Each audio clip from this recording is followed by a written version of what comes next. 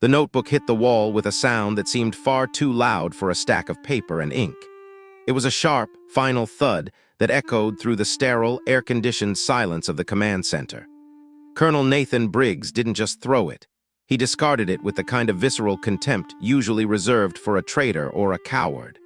For a heartbeat, the pages fluttered in the air like wounded birds before scattering across the dusty floor. In those pages were months of meticulous ballistic calculations, wind readings that accounted for the unpredictable thermals of the Afghan highlands, and firing angles that mapped out every possible vulnerability of the valley ahead.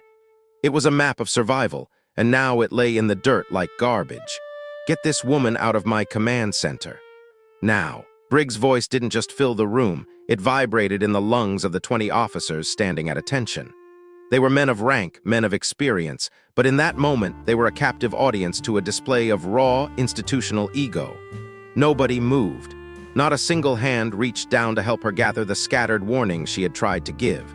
They watched the dust settle on the ink. They watched Sergeant Emily Carter, who stood as still as a statue, her expression unreadable, her eyes fixed on a point somewhere behind the colonel's head. They didn't know then that 47 hours later, the air conditioning would be a distant memory. Those same officers would be huddled behind the twisted, blackened husks of burning vehicles, their lungs filled with the acrid stench of diesel and cordite. They would be bleeding into the thirsty Afghan sand, their fingers trembling as they tried to clear jams in their rifles, praying to gods they hadn't spoken to in years. In that future, the woman they were throwing out of the room would be the only thing standing between them and a shallow, unmarked grave. Before we go any further into this story of betrayal and survival, if this kind of journey moves you, I'd love for you to hit that subscribe button right now. And do me a favor, drop your city in the comments below. I want to see exactly how far this story travels and where our community is listening from tonight. Now, to understand why a colonel would throw away his best chance at survival, we have to go back to where it all began. She wasn't supposed to be there. That was the quiet, unspoken truth that followed Sergeant Emily Carter like a shadow across the sun-drenched forward operating base in Helmand Province. It was a ghost that sat with her at the Chow Hall, where the ambient hum of conversation would drop exactly half a decibel whenever she sat down. It followed her to the range, where the younger Marines would surreptitiously time their own drills against hers. They weren't looking for inspiration. They were looking for a crack in the armor. They were desperately hoping that, just once, she'd shoot worse than them, providing some small comfort to their bruised pride. The shadow followed her most of all to the communications tent. This was her exile. After 3 separate requests for frontline sniper deployment had been denied, Emily found herself tethered to a radio console. The denials had come without explanation, without documentation, and without the dignity of a formal rejection. They had simply vanished into the vast, gray bureaucratic silence that the Marine Corps could produce with terrifying efficiency when it wanted to make a person disappear without actually discharging them. Emily Carter was 28 years old, standing 5'4", with brown hair kept in a knot so tight it looked painful. Her green eyes were the kind that didn't just look at you, they measured you. They assessed distance, windage, and intent. Her hands were slightly too calloused for a woman her age, the skin toughened by 10,000 repetitions of a single, lethal dance. Bolt action, scope adjustment, breathing cycle, trigger control. It was the kind of repetition that doesn't feel obsessive until you're forced to stop, and you realize your body doesn't know how to sleep without the rhythm of the rifle. She had grown up in the harsh, wide-open spaces outside of Abilene, Texas. It was a place where Friday night football was the local religion, and the military wasn't a career path so much as it was a family inheritance. Her father had served, her uncle had served, and her older brother Marcus had done 2 tours in Iraq. Marcus had come home with a shattered knee and a Purple Heart that he kept in a shoebox under his bed, a medal he never spoke about and rarely looked at. Emily had enlisted at 19. While other girls her age were agonizing over college majors or town drama, she walked into the recruiter's office with a deliberate, cold certainty. She didn't do it to prove a point to the men in her life, and she didn't do it for the glory. She did it because it was the only honest choice she had ever been presented with. From the moment she hit boot camp, she excelled. It wasn't just the physical conditioning or the land navigation, it was the marksmanship. She wasn't the loudest in the platoon, but she had a quality that drill instructors usually only talked about in hushed tones over coffee. She was patient. It was an unnerving, absolute patience. Emily could slow her entire world down while everyone else was accelerating into panic. She could find a steady breath while others were screaming. That patience eventually led her to the Marine Corps Scout Sniper basic course. It is, without hyperbole, one of the most grueling psychological and physical meat grinders in the world. The dropout rate usually hovers around 70%. Men who have survived multiple combat tours have been known to walk off that course voluntarily because their minds simply broke under the pressure. Emily didn't break. She graduated in the top 10% of her class. Her final qualification score was so high that her instructor, a 20-year veteran named Gunnery Sergeant Dale Hooper, wrote something in her permanent file that he'd never written for anyone else. He noted that her long-range marksmanship was among the most precise he had evaluated in nearly 2 decades of instruction. At the bottom of the page, in smaller, almost hesitant handwriting, he added, "Recommend immediate frontline deployment. Sniper of significant operational value." That recommendation should have been a golden ticket. Instead, it became a death warrant for her career. 6 months after graduation, while assigned to a team in North Carolina, Emily discovered that a superior officer was falsifying range scores to keep her off an advanced deployment rotation. She didn't just complain, she brought the receipts. She had time-stamped logs, photographs of the altered cards, and a paper trail that was impossible to ignore. She followed every protocol, believing in the system she had sworn to serve. The investigation lasted 11 weeks. In the end, the system protected its own. The officer received a written counseling statement, the military version of a slap on the wrist, and Emily was repositioned. It was a lateral transfer, a move on paper that sent a crystal-clear message in the silent language of the Corps. Stop making noise. They sent her to Helmand as a communication specialist. Her sniper qualification remained on her record. The Corps rarely erases a skill, but her operational role was moved as far from a sniper's hide as possible. She answered radios. She filed mission logs. She formatted convoy manifests and checked weather reports. She was thorough, applying the same obsessive attention to detail to a radio frequency that she once applied to a cold-bore shot. At night, when the base settled into a restless sleep, she would sit on her bunk and pull out that worn green notebook. She would run calculations for shots she hadn't taken. She tracked the barometric pressure of the valley, the way the wind whipped through the jagged ridges at sunset, and the exact elevation of the surrounding peaks. She was maintaining a blade that the military had decided was better used as a paperweight. The men on the base had a name for her: dead weight. It started with Corporal Derek Walsh, a 22-year-old from Georgia with broad shoulders and the kind of unearned confidence that comes from never being told no by someone he respected. He'd been at the base for 3 months when Emily arrived, and he decided within a week that her presence was an affront to the unit's masculinity. "What's the dead weight for if she can't even carry a full combat load?" Walsh had remarked in the chow hall, loud enough for her to hear, his eyes never leaving his tray. A few people laughed, and that was all it took. The name caught like a brushfire in a dry season. It became part of the local atmosphere, a casual insult that everyone inhaled without even realizing they were being cruel. Emily said nothing. She had learned the hard way that speaking up only provided more fuel for the fire. Instead, she stayed disciplined. She cleaned her rifle every single night, even though she had no official reason to even carry it. To her, a sniper who stops maintaining her weapon is no longer a sniper, and she refused to let them take her identity, even if they had taken her mission.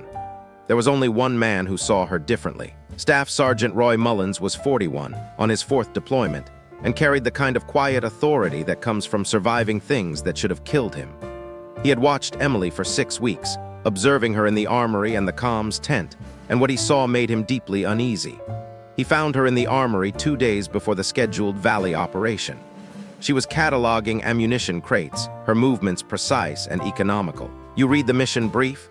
Mullins asked, leaning against the doorframe. He wasn't testing her, he was genuinely curious. Emily didn't look up from her clipboard.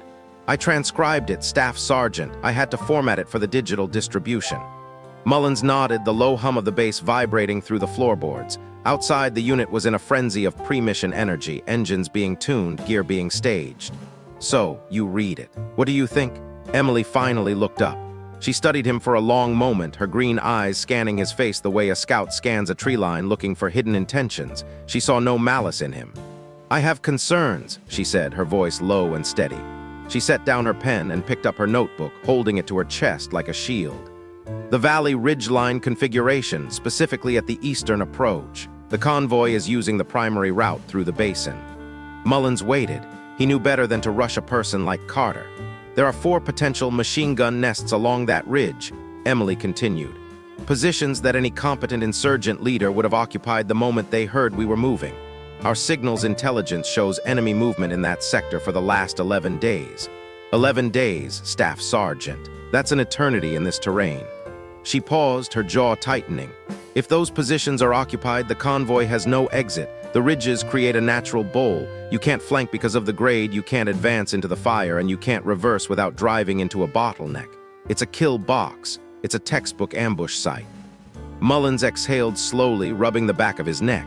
He looked at the ceiling, then back at her. He knew she was right. He'd seen the same maps, but he hadn't seen the geometry of the danger the way she had.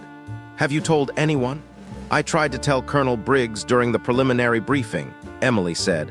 Her voice didn't waver, but there was a bitterness there that she couldn't entirely hide. "He told me to stick to the radios." Mullins didn't have a good answer for that. In the world of high-ranking officers, a sergeant's intuition, especially one labeled as dead weight, carried less value than a coffee stain on a map. "I'll try to get it escalated," he promised, though they both knew it was a lie. There was no channel for this. "Get some sleep, Carter," he said, turning to leave. She nodded, but she didn't sleep. She stayed in the armory for 2 more hours, finishing the ammunition logs and running her ballistic calculations one more time. She was preparing for a catastrophe she couldn't prevent, because preparation was the only form of control she had left in a world that refused to listen. The final briefing the following morning was a masterclass in institutional arrogance. Colonel Nathan Briggs stood before a projected map, the blue light of the valley topography reflecting off his silver hair. He was 53 years old with 26 years in the Corps, and he possessed the kind of authority that didn't require him to be correct, only to be the highest-ranking man in the room. "This is a standard sweep and clear," Briggs said, his laser pointer dancing across the screen. "Intelligence indicates light resistance, mostly disorganized local militia. We move through, we establish a patrol presence to show the flag, and we return to base. It's clean and it's simple." Emily was in the back of the room, tucked into the shadows.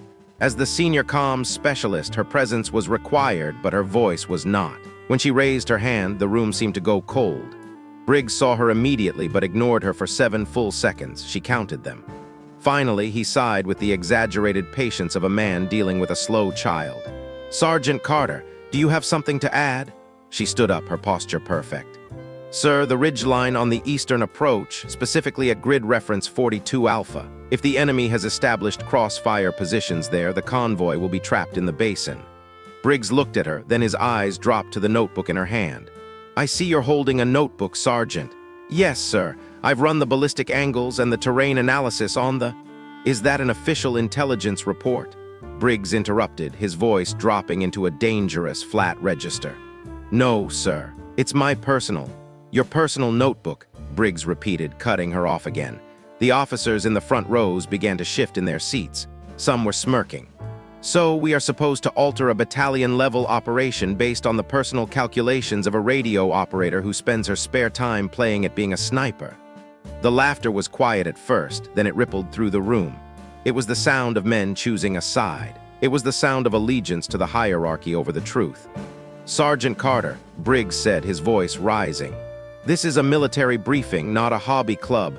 Unless you have official, vetted intelligence from a source other than your own imagination, I'd suggest you save your notebook for your diary. Sit down." Emily didn't flinch. She sat down.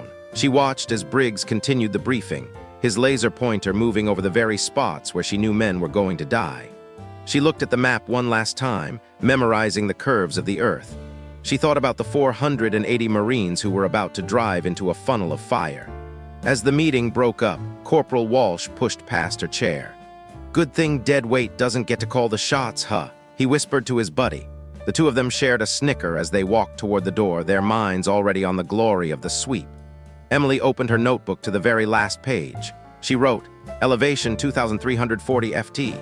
Wind 8 mph northwest. Primary engagement distance 960 to 1,100 meters. Light conditions favorable. She closed the book and tucked it into the front pocket of her uniform, right over her heart. She spent the next few hours in the communications tent, doing exactly what she was told to do. She logged the morning traffic, checked the battery levels on the handheld units, and watched through the mesh window as the convoy formed up. It was a massive, impressive display of American hardware. Humvees, MRAPs, and trucks, all kicking up a thick, choking cloud of dust that coated everything in a fine layer of grit. She watched the last vehicle disappear over the ridge, the sound of the engines fading into the vast, oppressive silence of the desert. She sat at the radio console and she waited. She was a woman who had spent years learning how to wait. She knew the rhythm of an ambush. She knew the time it took to move into position, the time it took to wait for the lead vehicle to hit the kill zone, and the time it took for the first shot to ring out. It took exactly 47 minutes. At 14:23 local time, the radio didn't just crackle, it screamed. It was a sound that no amount of training can prepare you for, the sound of sheer, unadulterated chaos. Contact heavy, eastern ridgeline, RPGs and heavy machine guns, we are pinned. The voice on the other end was frantic, the words punctuated by the rhythmic thud-thud-thud of a .50 caliber machine gun and the sharp, terrifying cracks of incoming small arms fire. Echo 3, say again your position. Emily shouted into her headset, her hands moving across the dials with practiced ease. Vehicles burning, we have casualties. Another voice broke through the static, higher and tighter than the first. We can't move, we're taking fire from both sides of the ridge, they're everywhere. In the background of the transmission, Emily could hear the roar of explosions and the distinct, haunting sound of men screaming. Not for help, but in the raw, guttural way men scream when the world is ending. Emily sat perfectly still for 4 seconds. She didn't look at the other operators who were panicking. She didn't look at the officers who were starting to sprint toward the command center. She looked at her notebook. She opened it to the page she had written that morning. Then she stood up. She didn't ask for permission. She didn't look back. She walked to the corner of the tent where her long-range rifle case had been sitting for 7 weeks, gathering dust. She snapped the latches open. The rifle was beautiful, a cold, heavy instrument of precision that she had cleaned every night until it shone like a dark jewel. She checked the chamber, felt the familiar weight of the bolt, and slung it over her shoulder. As she stepped out of the tent, the afternoon sun hit her with a wall of heat. The base was in a state of total upheaval. Officers were barking orders, mechanics were scrambling to prep the backup vehicles, and the air was thick with the sense of a disaster in progress. 2 Marines saw her walk by. They saw the dead weight, carrying a weapon she wasn't authorized to use, heading toward the perimeter fence. They didn't stop her. They didn't even say anything. They were too busy watching the horizon, where a dark plume of smoke was beginning to rise from the valley. They didn't believe that the woman who answered radios could do anything that mattered. They still believed she was nothing more than the nickname they had given her. They were wrong. They had been wrong from the very first day she stepped onto that base. But as Emily Carter began to jog toward the ridge, her breathing steady and her mind clearing of everything but the wind and the distance, she knew it would take the longest, bloodiest afternoon of their lives for them to realize it. Inside the command center, the radio continued its relentless assault of bad news. Privates Garza and Taumi, the 2 young operators Emily had left behind, were drowning in the traffic. Every frequency was lit up. Every unit was reporting the same thing. They were caught in a perfect 3-sided trap. Echo 3 is down. Repeat, Echo 3 is non-responsive. Garza yelled, his headset slipping off one ear.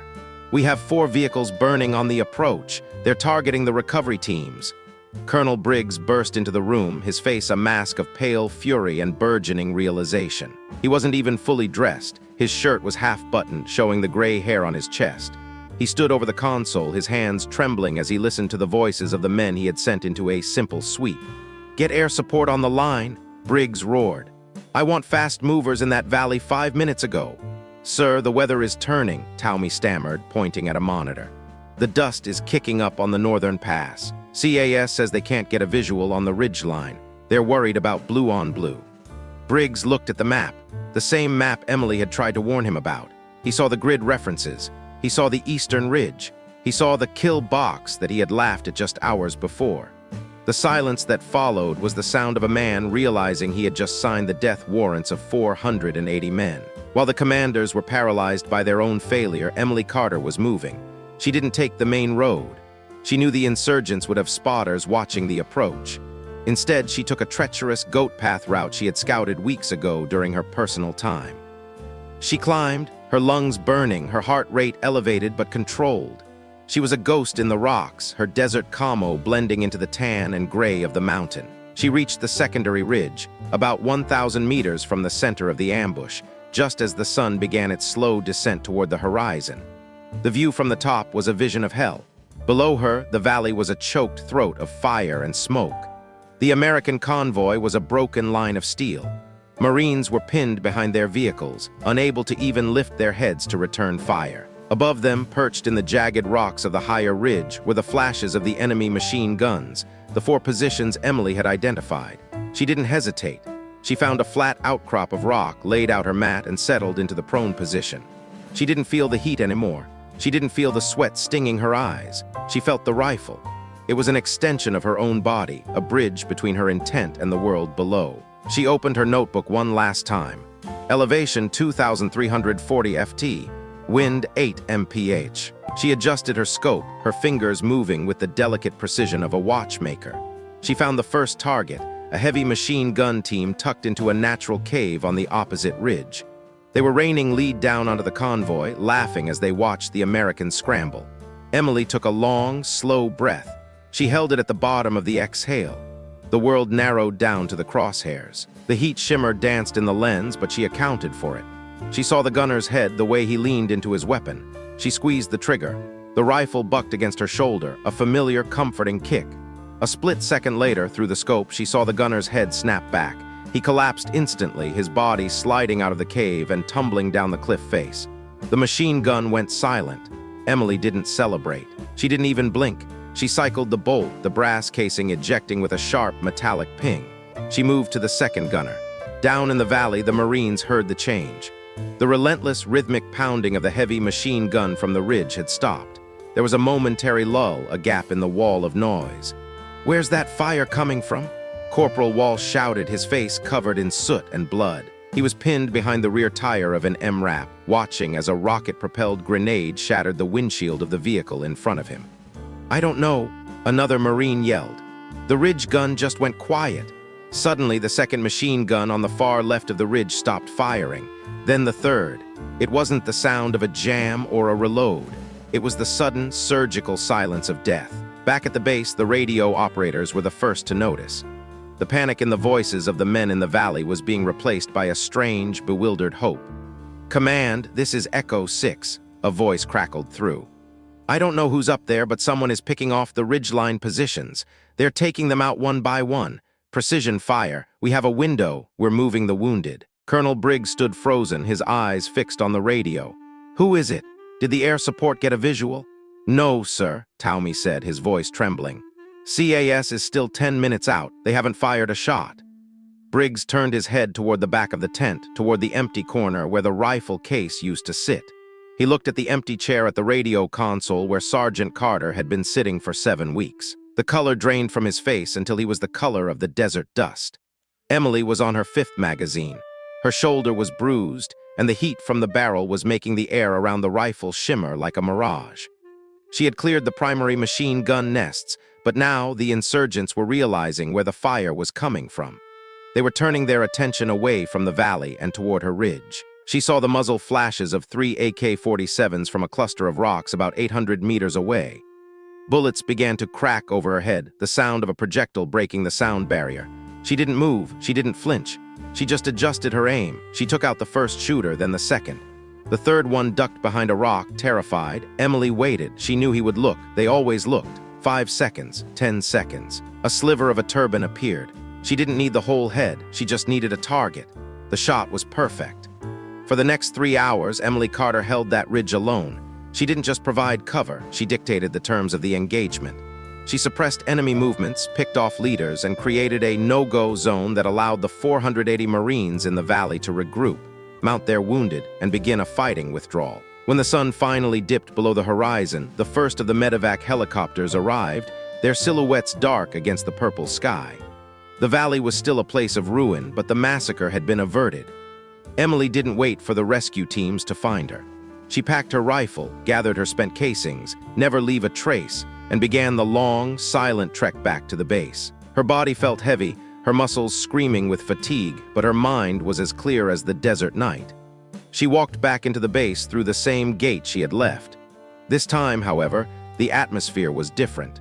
The compressed panic of the afternoon had been replaced by a somber, hollowed-out silence. The first of the returning vehicles were pulling in, their frames riddled with holes, their tires shredded.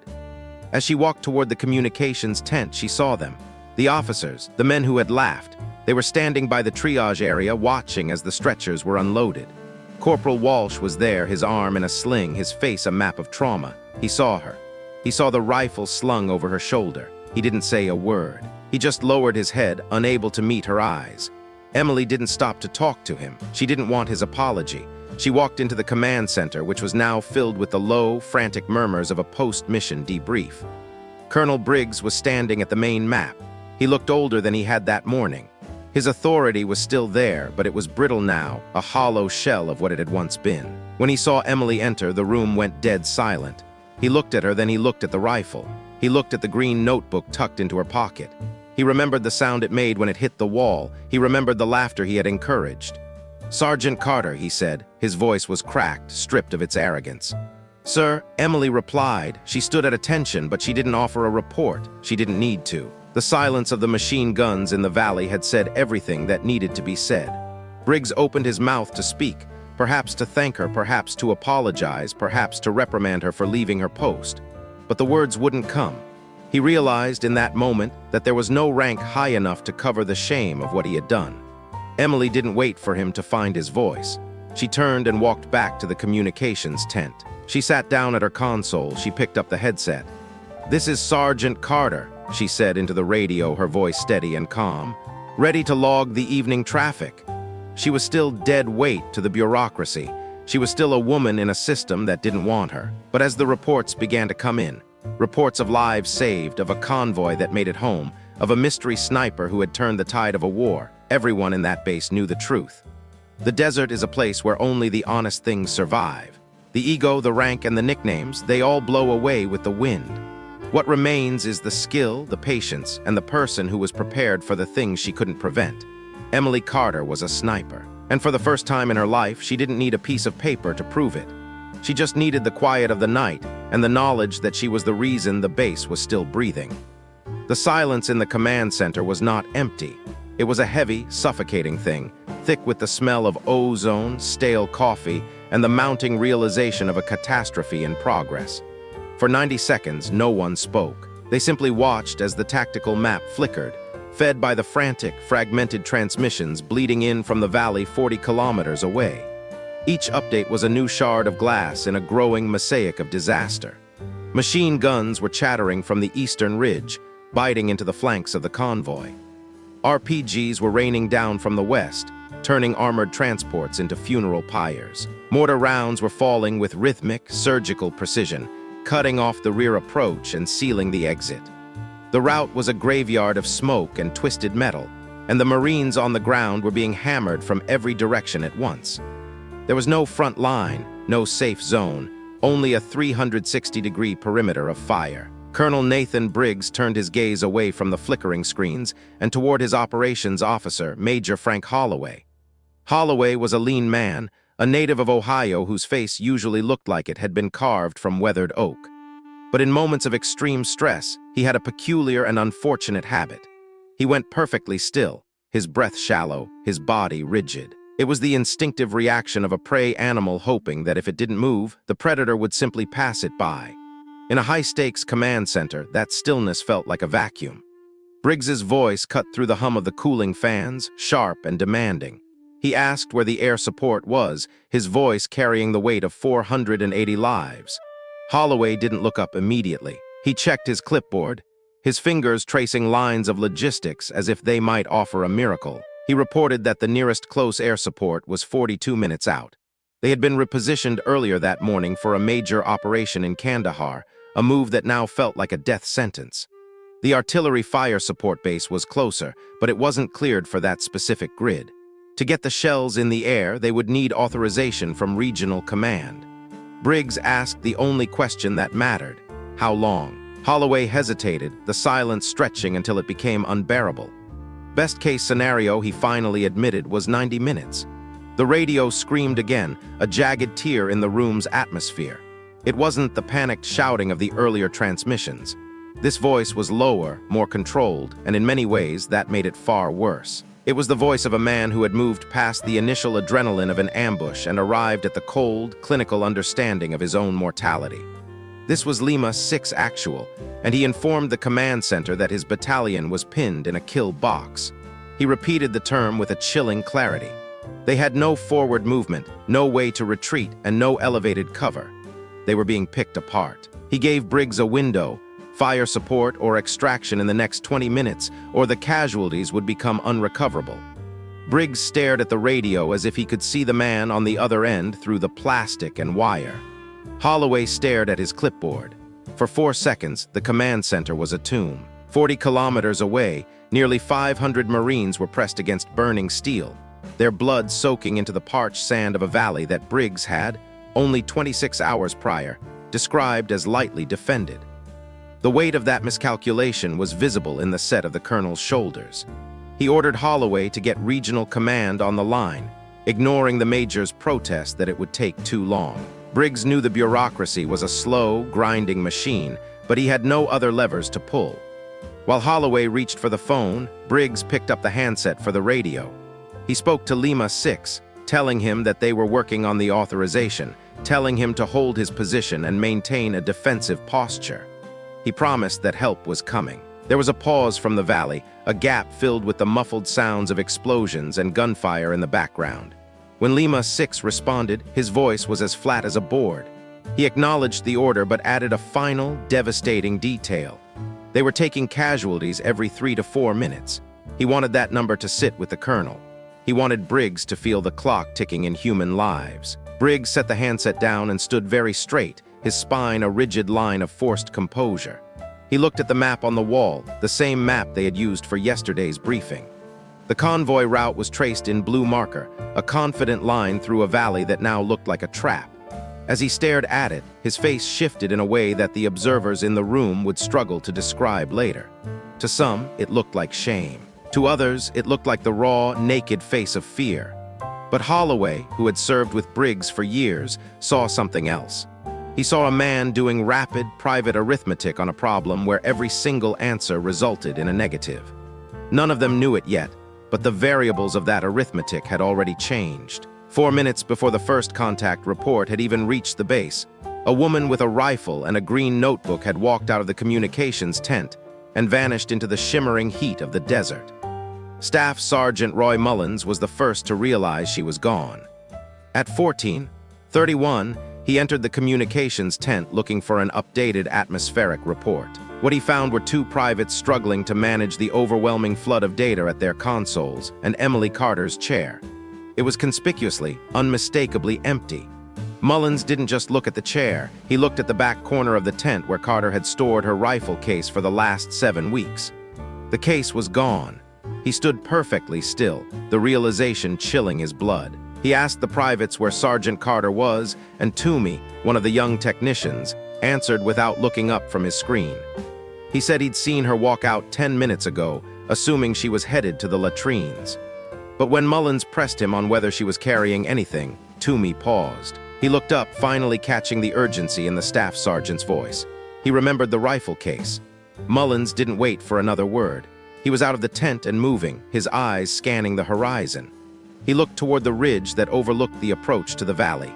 The ground between the base and that high ground was a nightmare of open, uneven terrain, 2 kilometers of jagged rock and shifting sand. He shaded his eyes against the brutal sun, searching the ridgeline for any sign of movement. He saw nothing. In his mind, that was both a terrifying and a hopeful sign. It meant she was either gone or she was exactly as good as her hidden history suggested. He stood there for a long moment, the wind whipping at his uniform, before turning back to the tent to do what he could from his end, which he feared was far less than what she was already attempting from hers. Emily Carter had left the base at 14:19. She hadn't needed a radio to tell her that the world was about to end for the men in the valley. She had been sitting at her console for nearly an hour, listening to the routine traffic of the convoy. To the untrained ear, it was just administrative noise, updates, equipment checks, the boring rhythm of a battalion on the move. But Emily didn't just listen to the words, she listened to the gaps. She tracked the small silences and the half-second delays in transmissions. She heard a specific flatness in a voice that didn't match the casual words being spoken. It was a skill born of a life spent watching for the subtle shifts in the environment. She recognized the silence that preceded a disaster, the way someone raised on a river recognizes the specific quality of the quiet before a flood. She was already moving before the first RPG hit the lead vehicle. The ridge she was targeting was 1,900 meters from the base perimeter, sitting at a bearing of roughly 340 degrees. It was a grueling ascent, an elevation gain of nearly 300 feet over broken ground that chewed at her boots. She moved with a pace that could only be described as controlled aggression. It wasn't a sprint, but it was faster than any human should have been able to move while carrying a heavy rifle case, a pack weighted with 600 rounds of 308 ammunition, and a green notebook.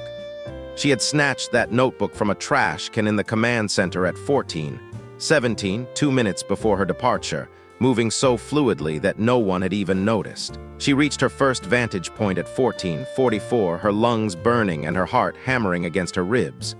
She took one look at the valley floor and immediately rejected the position. The angle was wrong. While she could see parts of the battle, the northern ridge, which sounded like the source of at least 2 heavy machine gun positions, would be outside her effective firing arc. She didn't hesitate. She pushed another 300 meters along the spine of the ridge, her thighs screaming with the effort. At 14:51, she found it, a natural rock formation that offered both concealment and a stable platform. She opened the rifle case with steady hands. She assembled the M40 with a practiced mechanical grace, the pieces clicking together in an order she had performed 10,000 times. Stock, action, barrel, scope. She didn't need to look at her fingers. They knew the weapon better than they knew her own face. Once the rifle was whole, she lowered herself behind the scope. What she saw in that lens was a sight she would never speak of in the years to come. It was a vision of absolute carnage, 480 men trapped in a natural amphitheater of death, dying at the exact rate Lima 6 had reported. She opened her notebook and began her work. The wind was 7 miles per hour out of the northwest, an adjustment from her morning reading. The elevation was 2,290 feet. Her primary target zone stretched from 940 to over 1,000 meters. She found the first machine gun on the northern ridge and watched it for 40 seconds. She wasn't just looking, she was measuring. She timed the burst patterns, identified the gunner's head position relative to the muzzle flash, and calculated the necessary holdover for the wind. She took a slow, deep breath, letting half of it out, and then she squeezed the trigger. The M40 was fitted with a suppressor, but the shot wasn't silent. It was a sharp, contained crack that sounded like a dry branch snapping. At nearly a kilometer away, the bullet took over 2 seconds to find its mark. On the northern ridge, the machine gun went abruptly silent. There was a brief, confused pause from the enemy positions, a 3-second window of uncertainty that Emily used to relocate her next target. Down in the valley, the change was felt before it was understood. Corporal James Whitfield, a 23-year-old from Savannah, had his face pressed into the dirt behind a disabled Humvee. He had been counting the machine gun bursts as a way to keep his mind from fracturing under the terror. When the gun stopped mid-burst and didn't restart, he felt a strange, cold shiver. He whispered to the man beside him, asking if he'd heard it. They waited 5 seconds, then 10. The gun stayed silent. They didn't have an answer, so they simply pressed tighter against the metal and waited for the next horror. But Emily was already moving her focus to the eastern ridgeline. She had identified an RPG team, 2 men huddled behind a rock formation a little over 1,000 meters away. They were preparing to fire into a group of Marines who had been forced into the open. She exhaled and fired again. The operator of the launcher dropped instantly. His partner, the man with the reloads, froze for 2 heartbeats, staring at the sudden vacuum where his teammate had been. Those 2 seconds were his last chance to survive. He took them to run, fleeing the position and leaving the Marines in the valley alive when they should have been dead. By 04, the radio traffic in the valley began to change. The desperate calls for help were being joined by confused reports of fire coming from the western ridge. The Marines knew they didn't have anyone up there. The movement orders had left that ridge empty. Lima 6 voice cut through the chatter, commanding all stations to acknowledge that an unknown shooter was engaging the enemy. He warned them not to fire on that position. Somewhere a radio was left open, and a voice whispered a question that no one could answer. Who the hell was up there? Back at the base, the mystery was beginning to unravel. Mullins walked into the command center at 15:07 and stood next to Holloway. In a low voice, he informed the officers that Sergeant Carter had left the base nearly an hour ago with her rifle and ballistic data. He told them he believed she was the one on the ridge. The silence that followed was different from the one before.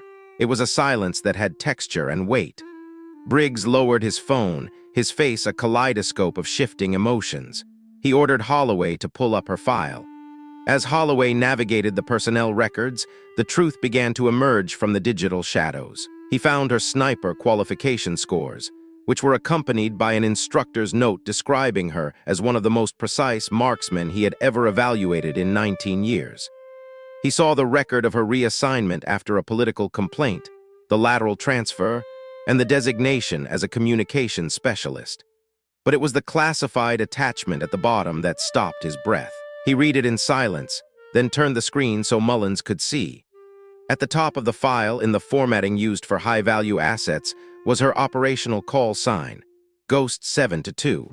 She had been removed from frontline rotation following an internal review, but her marksmanship record remained classified at the request of senior command. Her performance metrics in training were redacted, but the notes indicated that she had outperformed nearly every active sniper in the theater. Mullins and Holloway looked at each other, the reality of who was sitting on that ridge finally sinking in. In the valley, Emily fired her 11th shot. A mortar team that had been systematically closing off the retreat route was suddenly silenced. For the first time in nearly an hour, the Marines had something they hadn't dared hope for: a gap. It was a narrow, fragile window of opportunity. Lima 6 saw it immediately and radioed the command center, reporting that the mortar fire on the southern approach had stopped. He requested immediate extraction authorization before the window slammed shut. Briggs grabbed the handset, and for the first time his voice didn't sound like a man following protocol. He sounded like a man who understood the gravity of the moment. He authorized the extraction, telling Lima 6 to move now. For 40 seconds, it seemed like the miracle might hold. The first squad began to move toward the southern gap, the radio traffic shifting from the sounds of men being slaughtered to the sounds of men attempting a desperate escape. But at 15:10, the gap was violently closed. A second mortar team, one that Emily hadn't been able to see from her position because they were dug in behind a reverse slope, began raining shells onto the extraction route. The rounds walked toward the lead squad with terrifying accuracy, eventually landing close enough to drop 2 Marines and send the rest scattering for cover. Lima 6 voice returned to the radio, and the control was gone. He was raw, reporting that the route was closed and they were taking more casualties. Briggs closed his eyes for 2 seconds, a brief moment of internal collapse. When he opened them, he didn't look at the map or the radio. He looked at Mullins. He asked for the staff sergeant's assessment, a move that bypassed every layer of military hierarchy. Mullins didn't hesitate. He told the colonel that Emily needed a spotter. From her current position, she was blind to the reverse slope. She would either have to move, which would expose her to the enemy, or someone would have to give her the coordinates. Briggs asked how they could talk to her, and Mullins revealed that she had taken a handheld radio from the equipment rack. He had checked. He had known she was going, and he had made sure she was equipped, even if he hadn't said a word. Briggs stared at him for a beat, the arithmetic running behind his eyes one last time. Then he turned to the radio console and ordered a direct channel to be opened to that ridge. High on the western ridge, Emily felt the vibration of the radio in her pocket.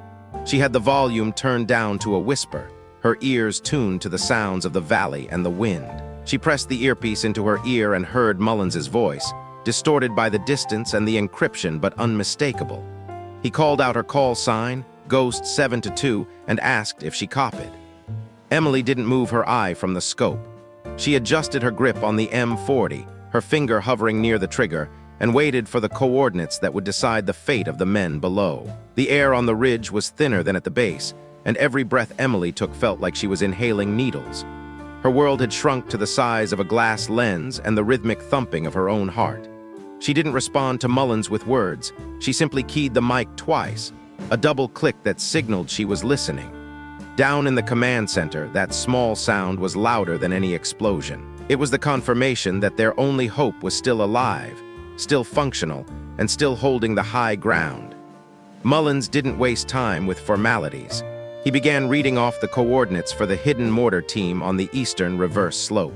He was using the data fed from a drone that had finally managed to get eyes on the backside of the ridge, a feed that was jittery and plagued by smoke but clear enough to pinpoint the source of the fire. He spoke with a rhythmic, steady cadence, providing the distance, the angle, and the estimated wind drift for the hidden target. He was her eyes, and she was the hand that would strike. Emily listened, her mind translating the numbers into physical adjustments. She had to shift her position. The reverse slope was a blind spot from where she sat, obscured by a jagged outcropping of limestone. She would have to move 20 meters to her left, across an exposed patch of light-colored rock that would make her silhouette pop against the darker terrain. If the insurgents had a spotter of their own, she would be dead before she could reset her bipod. She didn't hesitate. She gathered her gear with a fluidity that looked like a single, continuous motion. She stayed low, her belly scraping against the grit as she crawled. The sun was a physical weight on her back, and the sweat was stinging her eyes. She reached the new position, a small notch in the ridgeline that gave her a sliver of a view into the depression behind the eastern ridge. She didn't have a clear shot at the men, but she could see the top of the mortar tube and the flash of the propellant. It was a marginal shot, the kind that snipers usually joked about as impossible. She reset the M40, the bipod digging into the soft earth. She looked through the scope and saw the heat haze shimmering over the eastern ridge. She consulted her green notebook, the pages fluttering in the wind. She was calculating the arc. To hit the mortar team, she couldn't fire directly at them. She had to lob the bullet, accounting for the drop at a distance that pushed the M40 to its absolute limit. She was looking at a 1,200-meter shot on a target she could only partially see. In the command center, the tension had reached a breaking point. Briggs was standing so close to the monitor that his breath was fogging the glass. He watched the drone feed, seeing the mortar team reloading for another volley. They were fast, efficient, and they knew they had the Marines pinned. If they fired again, the squad in the southern gap would be wiped out. He whispered a plea for her to take the shot, his voice a ghost of its usual authority. Emily felt the wind shift. It was a subtle change, a slight gust coming from the canyon floor that would push her bullet 6 inches to the right. She waited. She watched the mortar tube. She saw a man's arm reach up to drop a round into the pipe. That was her mark. She didn't think about the 480 men. She didn't think about the political review that had nearly ended her career. She didn't think about the colonel or the base. She thought only about the math. The wind, the drop, the lead. She fired. The recoil of the M40 punched into her shoulder, a familiar bruising contact. She didn't wait to see if the shot landed. She immediately cycled the bolt, the brass casing ejecting into the sand with a metallic tinkle. She watched the target area. 2 seconds passed, then 3. On the drone feed, the man at the mortar tube suddenly arched backward, his body collapsing over the weapon. The round he had been about to drop fell to the ground, the primer striking a rock. The resulting explosion was small but devastating. The mortar round detonated prematurely, igniting the nearby ammunition crates. A plume of black smoke and orange flame erupted from the reverse slope, sending a shockwave through the air that Emily felt even from her ridge. The mortar team was gone, replaced by a crater and a secondary fire that would prevent anyone else from using that position. The radio in the valley erupted. Lima 6 was shouting, his voice filled with a desperate, surging hope. He reported the mortar position destroyed and ordered his men to move. The southern gap was open again. This time there was no hesitation. The Marines surged forward, using the smoke from the burning vehicles as a screen. They moved with the frantic energy of men who had been given a second chance at life, their boots pounding against the sand as they fled the kill box. But the battle wasn't over. The insurgents on the northern and eastern ridges realized their prize was slipping away. They began to pour fire into the retreating columns, ignoring the danger to themselves in an effort to claim more lives. Machine guns that Emily had previously silenced were being manned by new gunners. RPGs were being fired blindly into the dust. The valley was a chaotic swirl of noise and violence. Emily didn't stop. She worked her bolt with a mechanical rhythm, her eyes never leaving the scope. She became a vengeful ghost, a hidden force that struck down anyone who rose to fire on the retreating Marines. She took out a gunner on the north. She took out a spotter on the east. She fired until her barrel was hot enough to burn the air around it, and her shoulder was a map of deep purple bruises. She was no longer a person. She was a precision instrument of war, a silent guardian watching over the exodus below. Back at the base, the atmosphere had shifted from despair to a frantic, focused energy. Holloway was coordinating with the incoming air support, guiding the jets toward the ridge lines where the remaining enemy forces were concentrated. Briggs was on the radio with regional command, his voice booming as he demanded more resources. His earlier hesitation vanished. Mullins stood by the console, his eyes fixed on the map, tracking the movement of the battalion as they cleared the valley. At 15:42, the first of the CAS jets arrived. Two A-10 Warthogs screamed over the valley, the roar of their engines a thunderous herald of salvation. They began their runs, the massive GAU-8 cannons tearing into the ridges with a sound like a giant zipper being undone. The insurgent fire began to wither under the onslaught, the heavy ordnance turning the enemy positions into dust and fire. The Marines were out. The last of the vehicles cleared the southern approach and moved into the open desert, where the terrain favored their armor and their numbers. They were battered, bloody, and diminished, but they were alive. Lima 6 gave a final report, his voice cracking with exhaustion and relief. He confirmed that the battalion was clear of the engagement zone and was heading for the extraction point. He thanked the command center, but then he added a final note. He told them to find the shooter on the ridge. He told them that without that person, they wouldn't be having this conversation. Briggs looked at Mullins. The colonel's face was pale, the lines of stress etched deep into his skin. He didn't say a word, but the silent communication between the two men was clear. He nodded once, a gesture of profound acknowledgement. Mullins turned and walked out of the command center, heading for the perimeter. He knew where she would be. The sun was beginning to dip toward the horizon, casting long, distorted shadows across the desert. Emily sat on the ridge, her back against the rock formation. Her rifle was disassembled and back in its case. The green notebook was tucked into her pocket. She looked out over the valley, watching the smoke rise from the wreckage below. She felt a strange, hollow sense of peace. The adrenaline was gone, replaced by a crushing fatigue that made every muscle in her body ache. She heard the sound of a vehicle approaching from the base. A Humvee kicked up a plume of dust as it bounced over the uneven ground, coming to a halt at the base of the ridge. Mullins stepped out, looking up at the high ground. He didn't shout.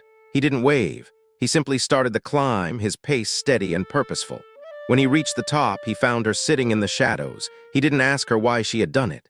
He didn't ask her about the classified file or the political review. He simply sat down beside her and handed her a bottle of water. They sat in silence for a long time, watching the sky turn from gold to a bruised, deep purple. The desert was quiet now, the sounds of battle replaced by the whistling of the wind through the rocks. Finally, Mullins spoke. He told her that the battalion was safe. He told her that the casualty count was high, but it was a fraction of what it would have been. He told her that the colonel wanted to see her when they got back, but that he had also ordered her personnel file to be permanently sealed. The Ghost 7-2 designation would remain, but the reasons for her sidelining would be erased, replaced by a commendation for valor that would be buried in the highest levels of the Pentagon. Emily didn't look at him. She just watched the first stars begin to poke through the darkening canopy of the sky. She thought about the 480 men. She thought about the corporal in Savannah and the colonel in the command center. She thought about the weight of a rifle and the precision of a notebook. She took a long drink of the water, the cold liquid soothing her parched throat.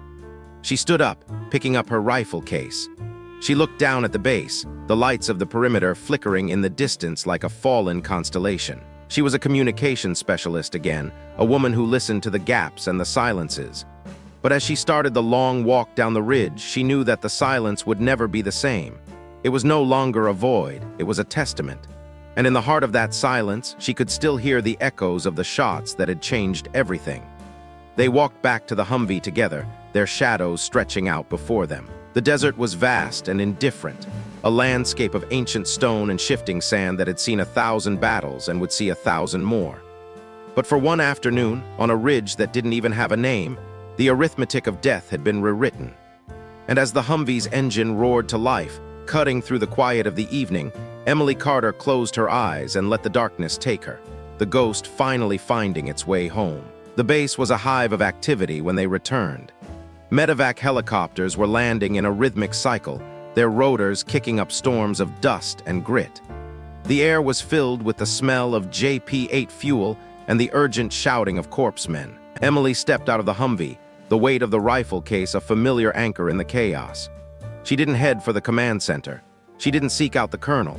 Instead, she walked toward the communications tent, the place where she had sat in the shadows for 7 weeks.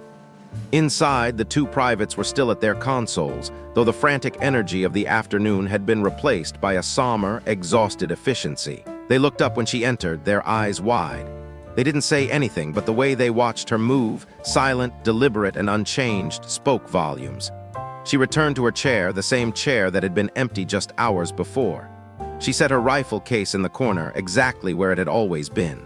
She opened her green notebook and turned to a fresh page.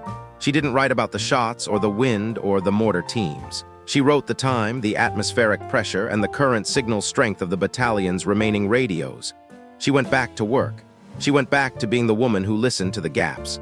Colonel Briggs arrived 20 minutes later. He entered the tent with a quietness that felt out of place in his large frame. He stood behind her for a moment, watching as she typed. He didn't offer a speech. He didn't offer a medal. He simply placed a hand on her shoulder for a fleeting second, a gesture that was both an apology and a profound thank you. Then he turned and walked out, leaving her to the humming of the fans and the static of the long-range frequencies. Outside, the sun had fully set and the desert was cold. The war would continue the next day and the day after that. The valley would eventually be a footnote in a long, complicated history. But for the men who had been in that kill box, the memory of the Western Ridge would never fade. They would talk about the phantom who had held back the tide, the invisible hand that had plucked them from the fire. They wouldn't know her name and they wouldn't know her story. But they would remember the silence that followed the shots, a silence that felt like life. Emily adjusted her headset, her fingers dancing over the keys. A transmission came in from a distant patrol, a routine check-in. She acknowledged it, her voice flat and professional, showing no trace of the fire that had burned on the ridge. She was Ghost 7-2, and she was home in the noise, watching the world through the spaces between the words.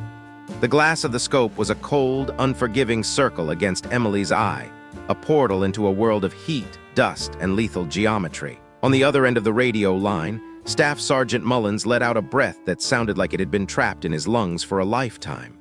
It was the sound of a man who had been holding the weight of 100 lives on his shoulders and had finally felt a fraction of that burden shift. The silence that followed was brief, punctuated only by the distant, rhythmic thud of outgoing mortar fire from the insurgents and the crackle of static. Mullins' voice returned, regained and professional, though the tremor of adrenaline was still there if you knew how to listen for it. He gave her the coordinates for the 2nd Mortar Team, hidden away on the reverse slope of the eastern ridge.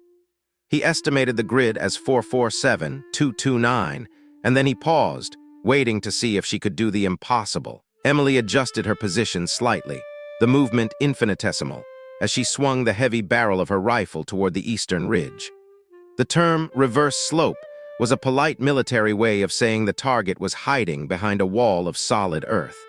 From her current perch on the western ridge, she was looking at the backside of that hill at a brutal, oblique angle. It was like trying to see around a corner using nothing but the curvature of the earth and a prayer. She squinted, calculating the sliver of visibility. She had maybe 40% of that slope in her sights. The rest, including the most likely locations for a mortar pit, was tucked safely behind the jagged spine of the ridge.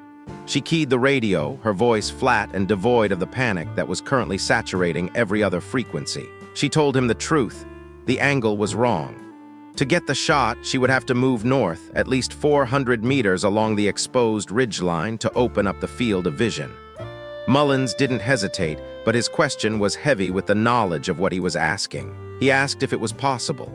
Emily looked out across the terrain that lay between her and the vantage point she needed. It was 400 meters of broken rock, sparse scrub, and absolutely zero cover. Up until this moment, she had been a ghost. She had moved between shots, never firing from the same spot twice, playing a deadly game of hide-and-seek with an enemy that hadn't yet realized they were being hunted by a single person. But moving 400 meters wasn't a reposition. It was a marathon in a goldfish bowl. It was a sustained, visible movement across a skyline that the insurgents were surely watching. It was a suicide run, and she knew it. She told him she needed 8 minutes. Mullins countered with the grim reality of the valley floor. Lima 6, the commander on the ground, had 2 men down and an exit route that was being choked off by fire. He gave her a window of 15 minutes before the casualties became unrecoverable, a polite way of saying they would be leaving bodies behind instead of brothers. Emily didn't argue. She didn't have time for the luxury of a debate. She told him she would do it in 7. Before the words were even out of her mouth, she was already uncoiling her body, staying low to the jagged earth, and beginning the grueling trek northward. Down in the basin of the valley, the world was a much louder, much dirtier place. Corporal Whitfield and Private Kowalski were pressed so hard against the side of their disabled Humvee that it felt like they were trying to merge with the steel. They weren't alone anymore. 6 other Marines from their squad had scrambled into the same cramped space, a desperate cluster of humanity seeking shelter behind a piece of machinery that was being systematically dismantled by heavy machine gun fire. Every 2 minutes, the air would scream as a mortar round found its mark, the explosions walking closer with a terrifying, methodical patience. It was the work of men who knew they had the high ground and all the time in the world, while the targets below were rapidly running out of both. Whitfield was doing what he always did when the world started to fall apart. He was talking. For Whitfield, silence was an enemy almost as dangerous as the insurgents on the ridge. In the silence, the fear grew teeth. It gnawed at the edges of his mind until he felt like he was going to break apart. Words were his armor, a frantic, stuttering shield against the reality of the shrapnel humming through the air. He turned to Kowalski, his face streaked with sweat and soot, and asked if he knew what he was thinking about. Kowalski, whose eyes were fixed on the perimeter with the 1,000-yard stare of a man who had already accepted his fate, told him to shut up. But Whitfield couldn't shut up. He talked about his mother's kitchen. He talked about the smell of Sunday morning biscuits and the way the light hit the linoleum floor. He painted a picture of a world that felt 1,000,000 miles away from the dust and the blood of the valley. Kowalski tried to shut him down again, but Whitfield was on a roll, a desperate monologue about all the biscuits he was going to eat if he ever made it out of this hole. Kowalski finally looked at him, his voice low and jagged. He told him he was going to make it out not because of luck, but because someone up on the ridge was working. He pointed out that the machine gun had gone silent, and the RPG team that had been tearing them apart had stopped firing. Someone was up there, a silent guardian picking off the threats one by one. Whitfield pressed his back against the hot metal of the Humvee, his chest heaving. He asked if Kowalski thought it was a whole team up there. Kowalski shook his head. A team would be concentrating their fire, creating a wall of lead. These shots were too precise, too spread out. It was one person moving, one person hunting. Whitfield asked what kind of person does something like that alone, but Kowalski didn't have an answer. Nobody had an answer for a ghost. By 15:14, Emily reached her new position. She was gasping for air, her lungs burning from the thin, dusty atmosphere and the sheer physical exertion of the move. The 400 meters had been a nightmare. The terrain was a treacherous mix of loose shale and sudden drops that didn't show up on a map. Twice, she had seen movement on the opposite ridge and had been forced to throw herself into the dirt, holding her breath until her heart felt like it would burst through her ribs, waiting to see if she had been spotted. If they had seen her, they hadn't fired yet, perhaps confused by the audacity of a lone figure moving across the skyline. She settled into the dirt, her movements practiced and fluid despite the exhaustion. She went through the mental checklist that was as natural to her as breathing: scope position, bone support, natural point of aim. She dialed in the eastern ridge, and there they were. Through the optic, she saw 2 men working a tube mortar, partially tucked behind a cluster of boulders. They looked relaxed, confident in their concealment. They had no idea that the angle of the world had shifted. They didn't think anyone could see them from the western ridge. They were wrong. Emily keyed her radio and simply said she had eyes on and was engaging. She didn't wait for a reply. At 15:15, the first shot rang out, a sharp, suppressed crack that echoed off the canyon walls, and the mortar tube fell silent. Down in the valley, Lima 6 heard the silence before he understood it. The mortar rounds had been falling with the regularity of a heartbeat, one every 90 seconds. When the next one failed to arrive, the sudden absence of the explosion was more jarring than the blast itself. He was a veteran of a dozen engagements, and he knew the difference between an enemy reloading and an enemy being neutralized. He didn't waste a second. He announced to all stations that the mortar fire had ceased and ordered a scout team to test the southern approach. The scouts moved with agonizing caution, 30 meters, 40, 50. They waited for the inevitable chatter of a machine gun or the whistle of a rocket, but it never came. The approach was clear. When the report came back over the radio, Lima 6 allowed himself exactly 1 second of a feeling that wasn't quite relief, but the precursor to it. The moment the body realizes it might survive the day. Then, he barked the order. He told them to move. Every squad, every wounded man, every Marine in that valley was to push for the southern corridor immediately. In the command center, miles away from the heat and the dust, the atmosphere shifted instantly. The tension that had been a physical weight in the room for nearly an hour didn't vanish, but it transformed. Colonel Briggs, who had been standing as rigid as a statue, finally exhaled. Holloway reported that the Marines were moving, and Briggs acknowledged it with a grim nod. He knew that an extraction was never going to be clean. Clean was for textbooks. What was happening now was a desperate, choreographed scramble, organized chaos at its finest. Squads leapfrogged each other, the walking wounded leaning on their brothers, while suppressive fire was directed at shadows and ridgelines. It was a display of sheer, unadulterated Marine Corps stubbornness, a refusal to leave anyone behind, held together by nothing but adrenaline and years of training. And through the center of that chaos, Emily Carter continued to work. She had moved again another 200 meters north to sharpen her angle on the valley's western wall. She wasn't just shooting now, she was managing the battlefield. She wasn't spraying lead in a panic. She was selecting targets with the cold, calculating economy of a master craftsman. Every shot was a math problem: distance, windage, priority. Between the cracks of her rifle, she reached for her notebook, her fingers steady as she recorded each engagement. It wasn't about ego, it was about process. Process was the only thing that kept the madness at bay.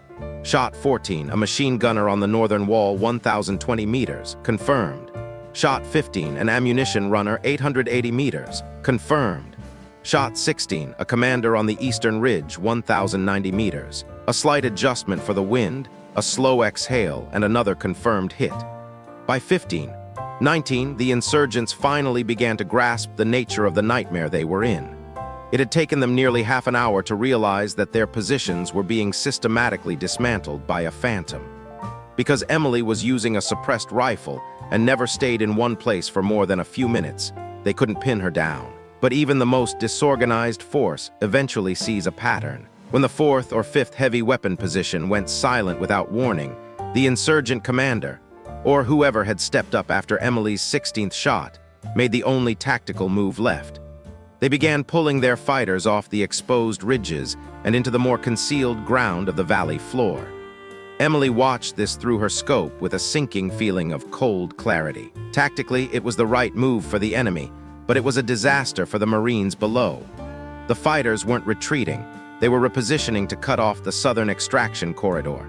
They were moving to slam the door shut just as the Marines were reaching the threshold. She keyed her radio, her voice urgent. She told Mullins that 15 to 20 fighters were moving off the ridges to block the corridor. She could slow them down, but from her current angle, she couldn't stop them entirely. Mullins' voice was back in her ear instantly. He asked how long she needed, which was really a question of how long Lima 6 needed to finish the evacuation. There was a 3-second pause while he consulted with the command center, and then the answer came: 12 minutes. 12 minutes to get every man to the extraction point. Emily looked down at her notebook, then at the small pile of remaining ammunition. She did the math in that specific, unsentimental way snipers do, not hoping for the best, but calculating the reality of the worst. She told him she could do it, but she was going to lose comms for 4 minutes while she moved to a final, desperate position. She told him not to call her. Mullins, a man who knew better than to fill the air with useless chatter, simply told her to be careful. Down in the valley at 1521, Whitfield's squad was making their run. Whitfield was moving in that strange, hunched-over sprint that soldiers use when they want to be fast, but also small enough to hide behind a blade of grass. His rifle was tight against his chest, and his world had shrunk down to the boots of the man in front of him and the sound of his own ragged breathing. He was 30 meters from the rally point when he heard it, the distant, suppressed asterisk thwip asterisk of the rifle from the ridge. It was a sound he had come to recognize, a sound that felt like a guardian angel's heartbeat. He glanced toward the southern approach, and there, less than 20 meters from the extraction route, an insurgent who had been aiming an RPG fell to the ground. Another shot followed, and another man went down. The gap in the enemy line stayed open just long enough. Whitfield didn't stop to think. He just ran. He burst through the opening and collapsed behind the cover of the rally point, gasping for air that felt like liquid fire in his lungs. As he lay there trying to steady his shaking hands, he looked back up at the ridge. He couldn't see anything but the harsh, unforgiving glare of the afternoon sun on the rocks. He whispered a question to no one. "Who is that? Who the hell is up there?" Back in the air-conditioned silence of the command center at 1523, Colonel Briggs was no longer just watching. He had moved to the communications console, standing over Garza's shoulder like a looming shadow. He listened to the extraction traffic, his eyes fixed on the map as the squad reports came in. It was a symphony of professional efficiency. Bravo 2 was through. Echo 3 was through with 4 walking wounded. Delta 6 was all present, and through it all, like a metronome of survival, the rifle on the ridge kept firing. One shot, a pause, another shot. It was rhythmic, inevitable, and haunting. At 1526, Lieutenant Holloway did something he would never have dreamed of doing an hour ago. He reached out and placed a hand on the colonel's arm. Briggs looked at him, his expression unreadable, but Holloway didn't flinch. He handed the colonel a single sheet of paper, the classified section of Emily Carter's file that he had pulled up in secret. Briggs took the paper and began to read. He read about Ghost 7-2. He read the redacted performance records that spoke of a legend, a shadow that had operated in the darkest corners of the world with unparalleled precision. Then he reached the final line, the one Holloway had highlighted in yellow. It was a brief, clinical note about a subject being removed from operational rotation due to complaints regarding gender-based assignment bias. The recommendation for reinstatement had been denied at the command level. The file had been sealed. Briggs read that sentence 3 times, the words searing themselves into his brain. He thought about the briefing room earlier that week. He thought about the laughter and the way he had let his own biases dictate his perception of the calm girl who was currently saving his entire battalion. He set the paper down on the console with a hand that was almost, but not quite, trembling. He didn't say a word, but the silence he projected was heavy with a sudden, crushing realization of his own failure. At 15:28, the voice of Lima 6 came over the airwaves one last time. This time, it was different. It wasn't the voice of a commander barking orders. It was the voice of a man who had just seen a miracle and was still trying to process the cost. He reported that the last squad was through. He requested a final count. Garza began to read the numbers, his voice steady despite the tension in the room. The count climbed steadily. 100, 200, 300. When it reached 479, it stopped. Briggs leaned forward, his voice low and urgent. He told Lima 6 they were one short. There was a long, painful silence from the valley. Finally, Lima 6 replied, his voice barely a whisper over the static. He knew. They were missing the shooter on the ridge. They didn't have her in the count. The realization hit the command center like a physical blow. For 11 seconds, nobody spoke.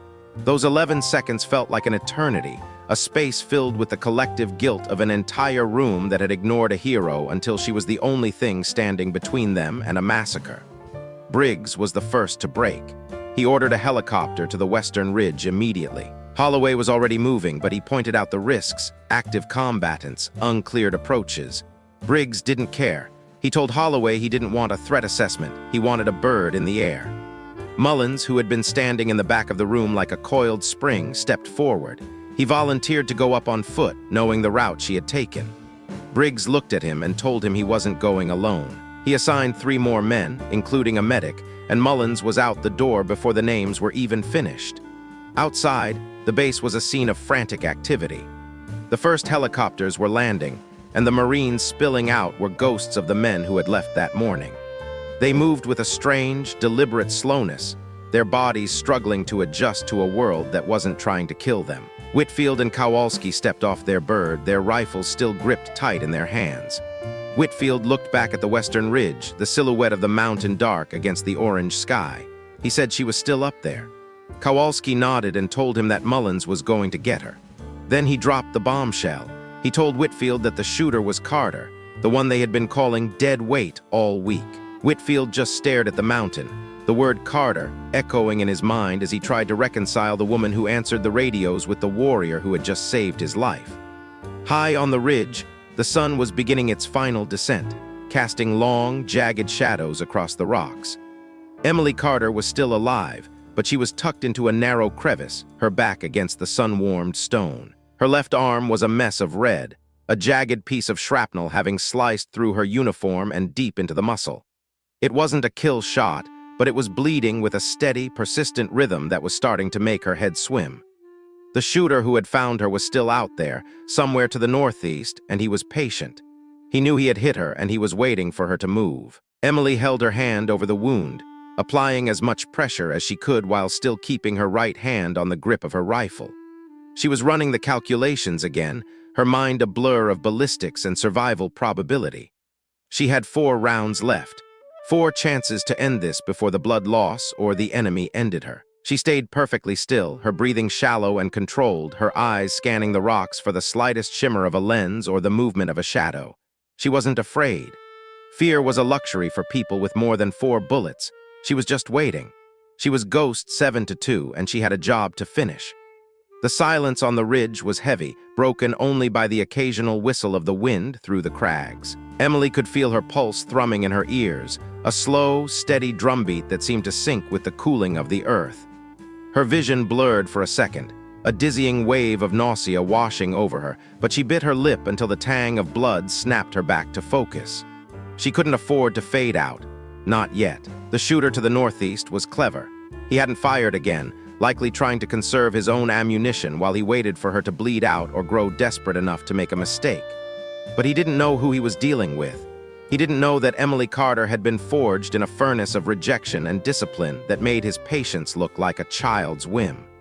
She shifted her weight, the movement so slow it was almost imperceptible. The jagged shale beneath her groaned softly, a sound that felt like a shout in the stillness.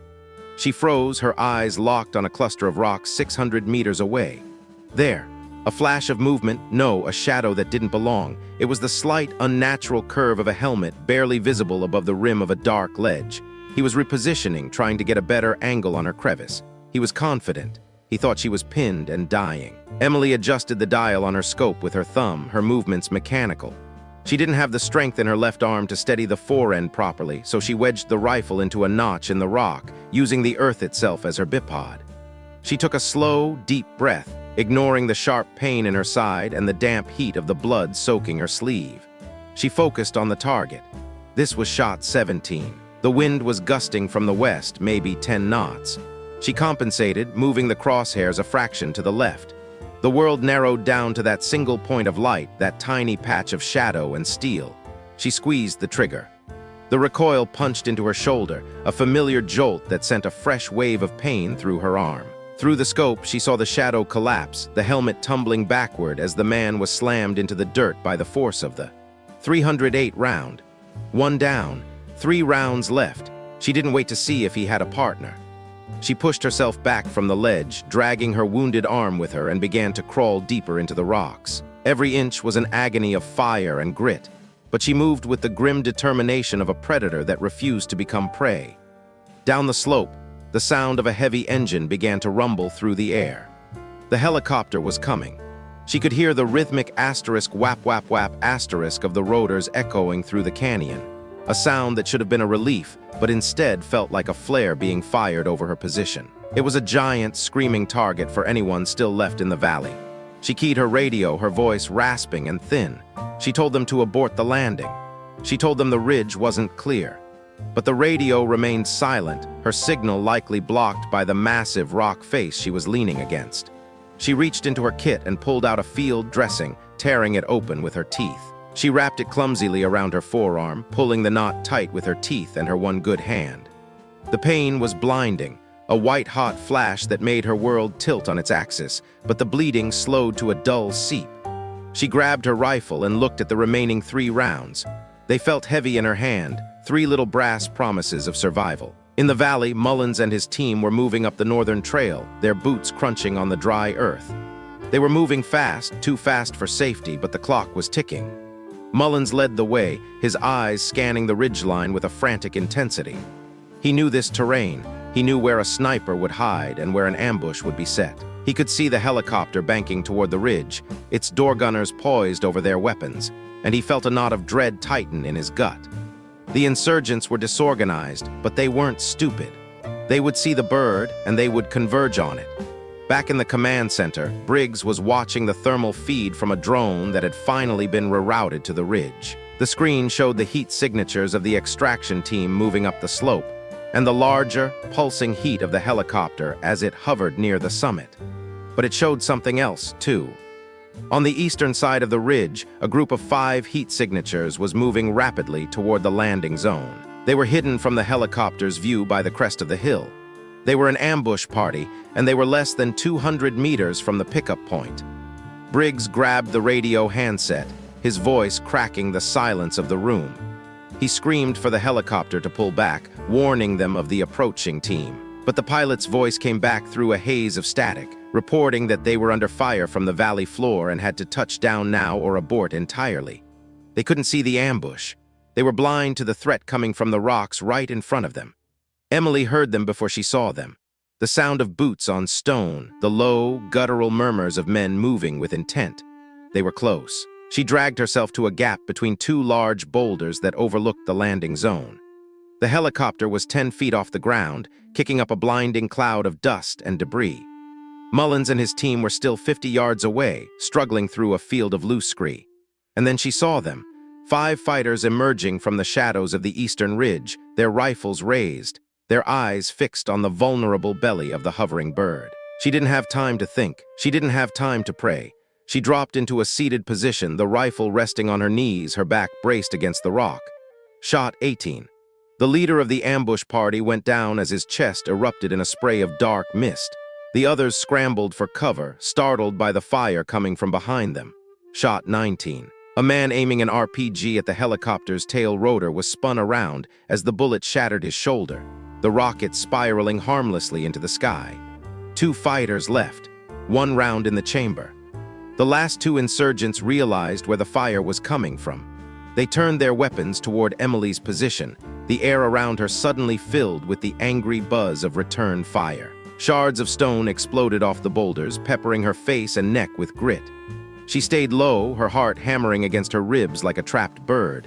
She had 1 shot, 1 chance to save the men who had spent the last week laughing at her. She waited. She waited for the dust to shift, for the sun to catch the glint of a barrel. One of the fighters stood up, his rifle leveled at the helicopter's cockpit. He was clear, a perfect silhouette against the orange sky. Emily felt the world slow down. She felt the cool metal of the trigger, the weight of the rifle, the steady pulse in her fingertips. She didn't see a man, she saw a target. She saw the math. She squeezed. Shot 20. The insurgent crumpled into a heap, his rifle clattering against the stones. The last fighter, seeing his comrades decimated by a phantom, turned and fled back into the shadows of the eastern ridge. The helicopter touched down, its skids groaning as it settled into the dirt. Emily let the rifle slide from her hands. It hit the ground with a dull thud, the metal hot to the touch. She leaned her head back against the rock and closed her eyes.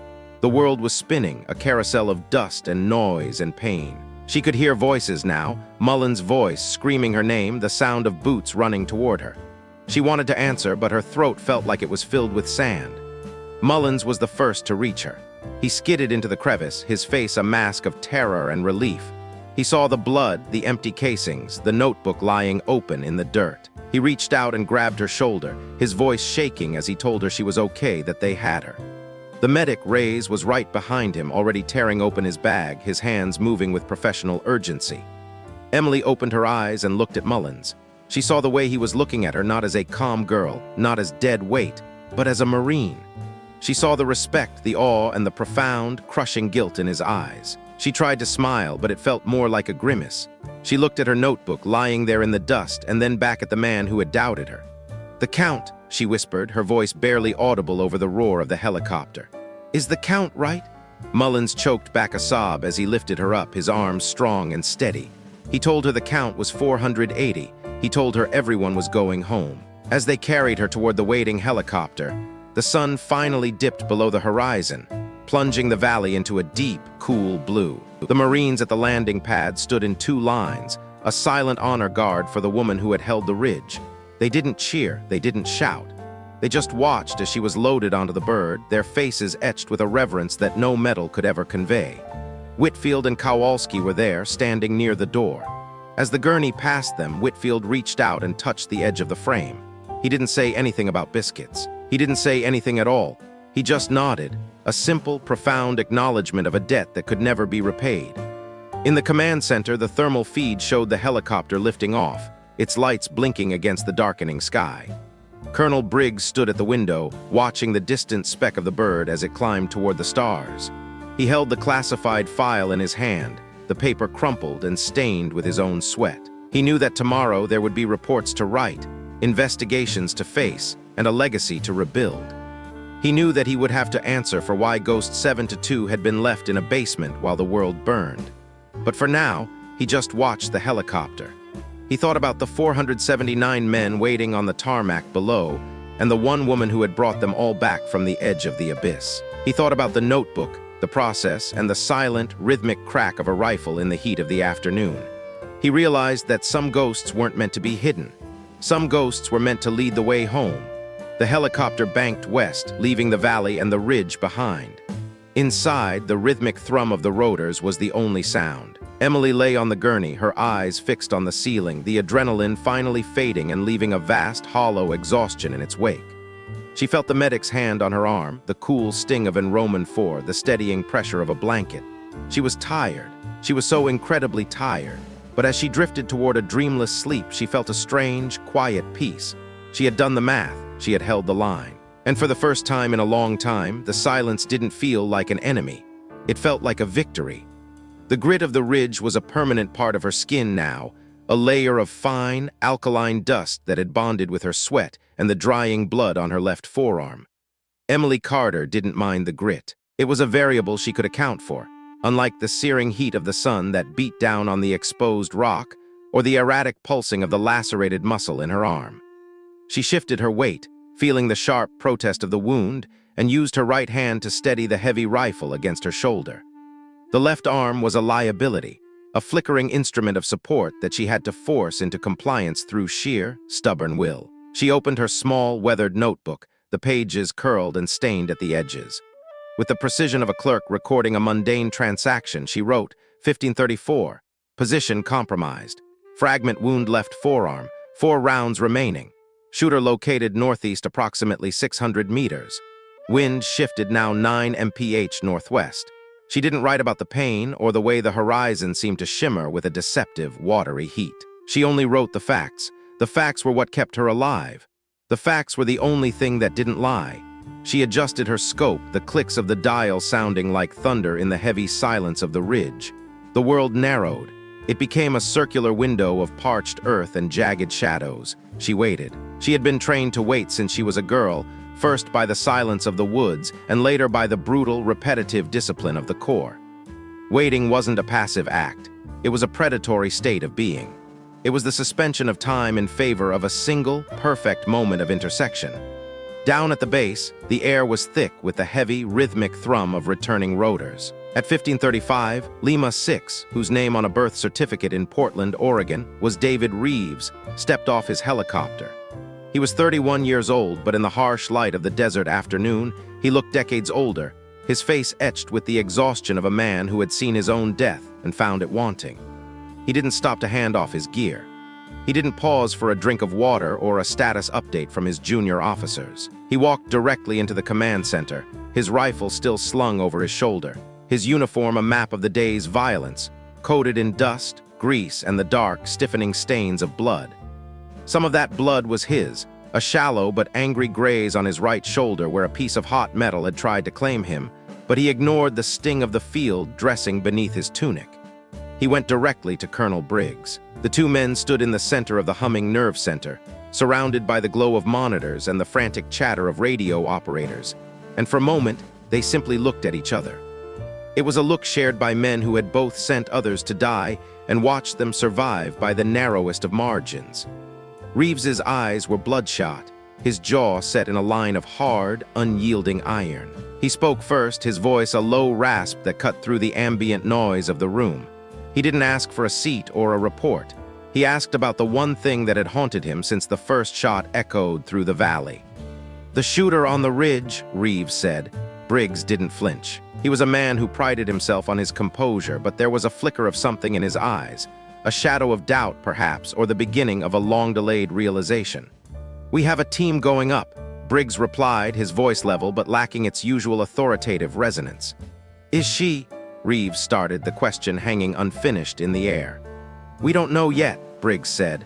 Reeves absorbed the words as if they were physical blows. He turned his gaze to the radio console, where the voices of the extraction teams were still calling in, then to the large-scale map pinned to the wall, and finally back to Briggs.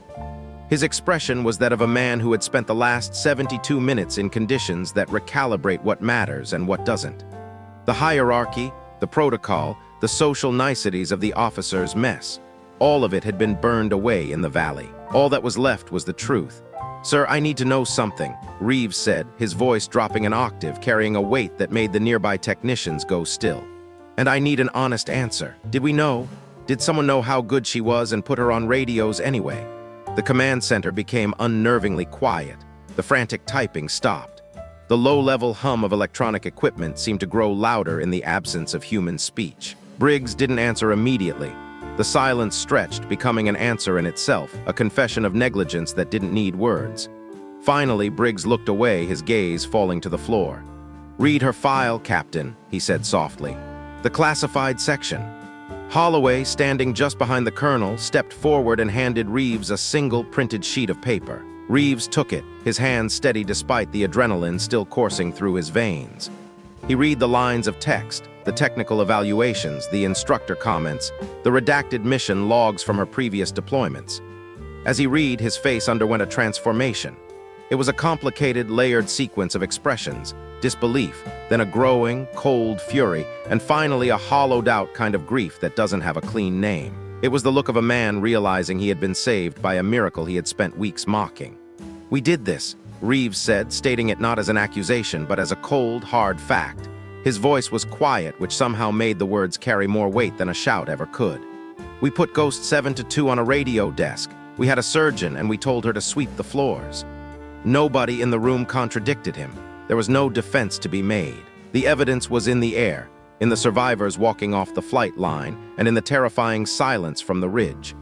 At 1537 on the western ridge, Emily Carter heard the shooter move. She didn't see him yet, but she heard him. It was a skill she had honed over years of solitary practice. The ability to hear things through inference, to interpret sounds that didn't belong in the natural tapestry of the environment. A sniper's world is made of patterns, and anything that breaks the pattern is a threat. A dislodged pebble tumbling down a dry slope, the faint, rhythmic scrape of a boot against a hard surface, the subtle rustle of gear that was attempting to be quiet and was nearly quiet, but not quite. In Emily's world, nearly quiet and quiet were two different languages. He was moving north along the eastern ridge, trying to find a better angle to flank her position. He was approximately 580 meters away now. She didn't panic. Panic was for the unprepared. Instead, she began the mental calculus that was as natural to her as breathing. She calculated his movement rate, roughly 4 meters per second, and projected his path based on the terrain. She envisioned where he would be in 30 seconds if he maintained his current pace. She moved the scope to that empty patch of rock and scrub. She didn't follow him, she waited for him to arrive. 20 seconds passed. The sun felt like a weight on her neck. 25 seconds. The world was a heartbeat and a crosshair. At exactly 30 seconds, the shooter appeared in her scope, filling the frame precisely where she had projected him to be. For a fraction of a second, she felt a specific, cold satisfaction, the pleasure of mathematics working out in the real world, of a calculation made under extreme pressure proving itself accurate. She didn't hesitate. She breathed out a slow, controlled release of air and squeezed the trigger. The rifle kicked against her bruised shoulder, a familiar, punishing jolt. 3 rounds left, she whispered to the empty air. The radio at her hip crackled to life, the sound harsh and intrusive. It was Mullen's voice, slightly breathless, the sound of a man climbing hard against gravity. "Carter, come in. Carter, this is Mullins." Emily keyed the radio with her right hand, her left arm still acting as a shaky tripod for the rifle. She didn't move her eye from the scope. "Copy, Mullins, I'm here." The exhale on the other end of the line was audible even through the electronic compression of the signal. It was the sound of a man who had expected to find a corpse and found a person instead. "You're alive," Mullins said, the relief evident in his tone. "Currently," she replied, her voice flat and professional. "Fragment wound left arm, not critical. I have 3 rounds left and I've been located. What's your position?" "Approximately 800 meters below you on the western approach. 12 to 15 minutes from your position. Copy that." Emily scanned the terrain between her and the climbing team. She knew the layout of the ridge better than anyone on the base. "When you get within 400 meters, go to ground and wait for my signal," she commanded. "I don't know what's between you and me right now." "Understood." "Understood," Mullins said. "Are you mobile?" Emily tested her left arm. The bleeding had slowed, the combination of a field dressing and the natural constricting of blood vessels under adrenaline doing their work, but the muscle was unresponsive and weak. She could support the rifle barely, but the thought of a descent down the jagged rock seemed like a distant, impossible goal. "I'll manage," she said, though the lie felt heavy in her throat. "I'll manage, just get here." She closed the channel, returning the world to the silence of the ridge. At the base, the clock struck 15:39. The helicopters had brought back 260 Marines in the first 3 lifts, and the 4th and final lift was already inbound to the extraction point in the valley. The count was climbing, but it was a slow, agonizing process. Every Marine who stepped off a helicopter didn't head for the mess hall or the barracks. They walked a few paces, then turned and looked at the western ridge. It was an involuntary, automatic gesture, a collective glance toward the place where the shots had been coming from for the last hour. They looked at the ridge the way a man looks at a lifeboat after a shipwreck. Word was spreading now. In a small, isolated military installation, information moves with the speed of a brush fire, especially when the story is the kind that people can't stop repeating to themselves. It was the kind of story that reorganized how you understood the world. Within 20 minutes of the first squad's returning, everyone on the base knew 2 things: that the shooter on the ridge was Emily Carter, and that Emily Carter was still out there. Corporal Derek Walsh, 22 years old and originally from a small town in Georgia, was the one who had first coined the nickname Dead Weight. He had heard the news from a Marine in his squad who had come off the 3rd lift, a man whose life had been saved by a well-timed shot that had silenced a machine gun nest. Walsh heard the name Carter, and he stood completely still for a moment that lasted longer than it should have. The world around him, the noise of the rotors, the shouting of the medics, it all seemed to recede into a dull hum. "Carter," Walsh said, his voice small. "Our Carter, the comms girl?" "Yeah," the Marine said, his eyes wide and haunted. "She went up the ridge alone. Nobody authorized it. She just went." Walsh didn't say another word. He turned and walked away from the conversation, his head down. He found an equipment crate in the shade of a hangar and sat down by himself. He stayed there for a long time, staring at his boots. People passed him, but they left him alone. His face had the look of someone doing a private accounting of his own soul, a calculation of words spoken in ignorance and the weight they now carried. He was realizing that the person he had treated as an inconvenience had been the only thing standing between him and a shallow grave in the valley floor. On the ridge, at 1542, Emily Carter faced a new problem. The 3 remaining fighters she had identified earlier were not behaving the way she had expected.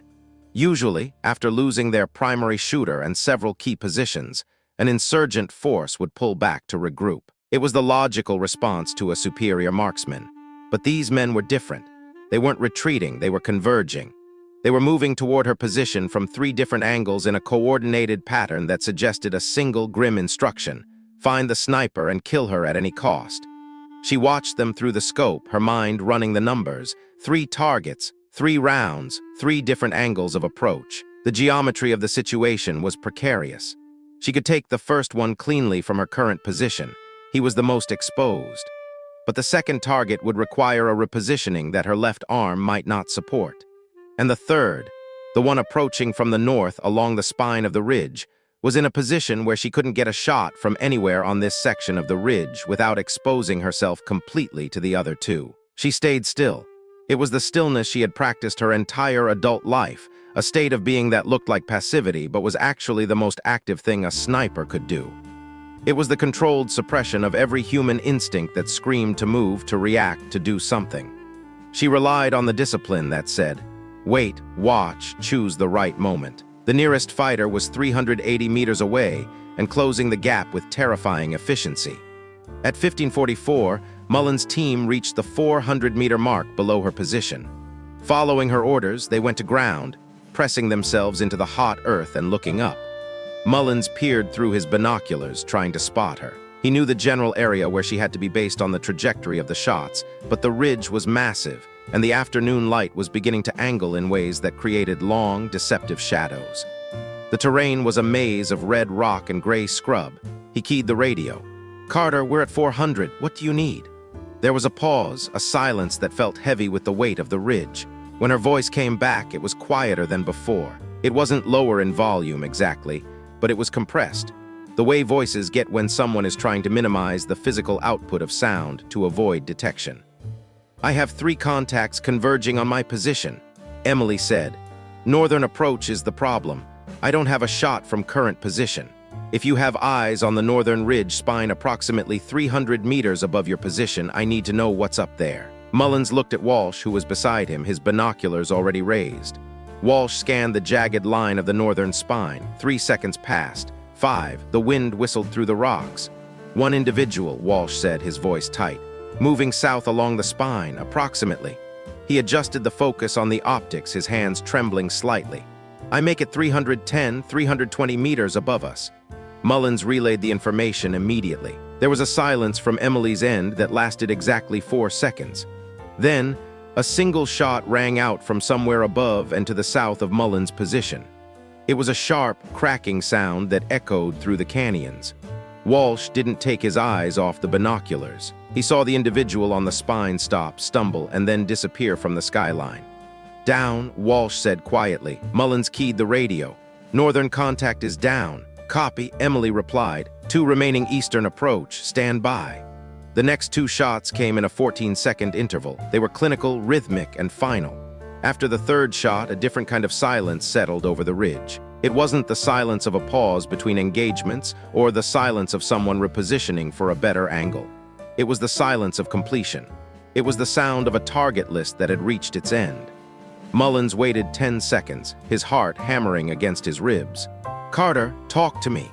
When her voice came back, it had something in it that hadn't been there for the entire duration of the engagement. It wasn't relief and it wasn't triumph. It was a kind of release. It was the sound of a person who had been holding a massive weight at absolute maximum tension and had finally been permitted to let it down just a fraction. "Position clear," she said. "I'm mobile, coming down." Mullins let out a breath that felt like it had been stored in his lungs since 1423. Beside him, Walsh lowered his binoculars. His jaw was working, his mouth moving as if he were trying to find the shape of a word that didn't exist yet. He had been quiet since they left the base, but it was a different kind of quiet from his usual demeanor. It was the silence of a man who no longer trusted his own voice. He finally looked at Mullins and asked, "How long has she been qualified?" Mullins didn't look away from the ridge. "How long has she been on this base?" 7 weeks, Walsh said. "Then 7 weeks, Mullins replied. Walsh looked back up at the ridge, his expression unreadable. "And before that, she was one of the best the Corps has produced in 20 years, Mullins said, his voice hard. "According to her instructor's assessment, which was in her file, the file that someone decided to seal." Walsh was quiet again. The weight of his own words from weeks prior seemed to settle on his shoulders. "I called her dead weight," he whispered.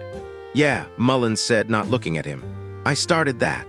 "Yeah," Mullins said again. He didn't offer any comfort. He didn't soften the blow. Walsh didn't deserve softening, and more importantly, Mullins knew that Walsh didn't want it. They both had to live with what they had said and what they had thought. They started the climb toward her position, their movements hurried and silent. At the base, at 1551, the official survivor count had reached 463. Captain Reeves was standing outside the command center, one hand pressed against his wrapped shoulder.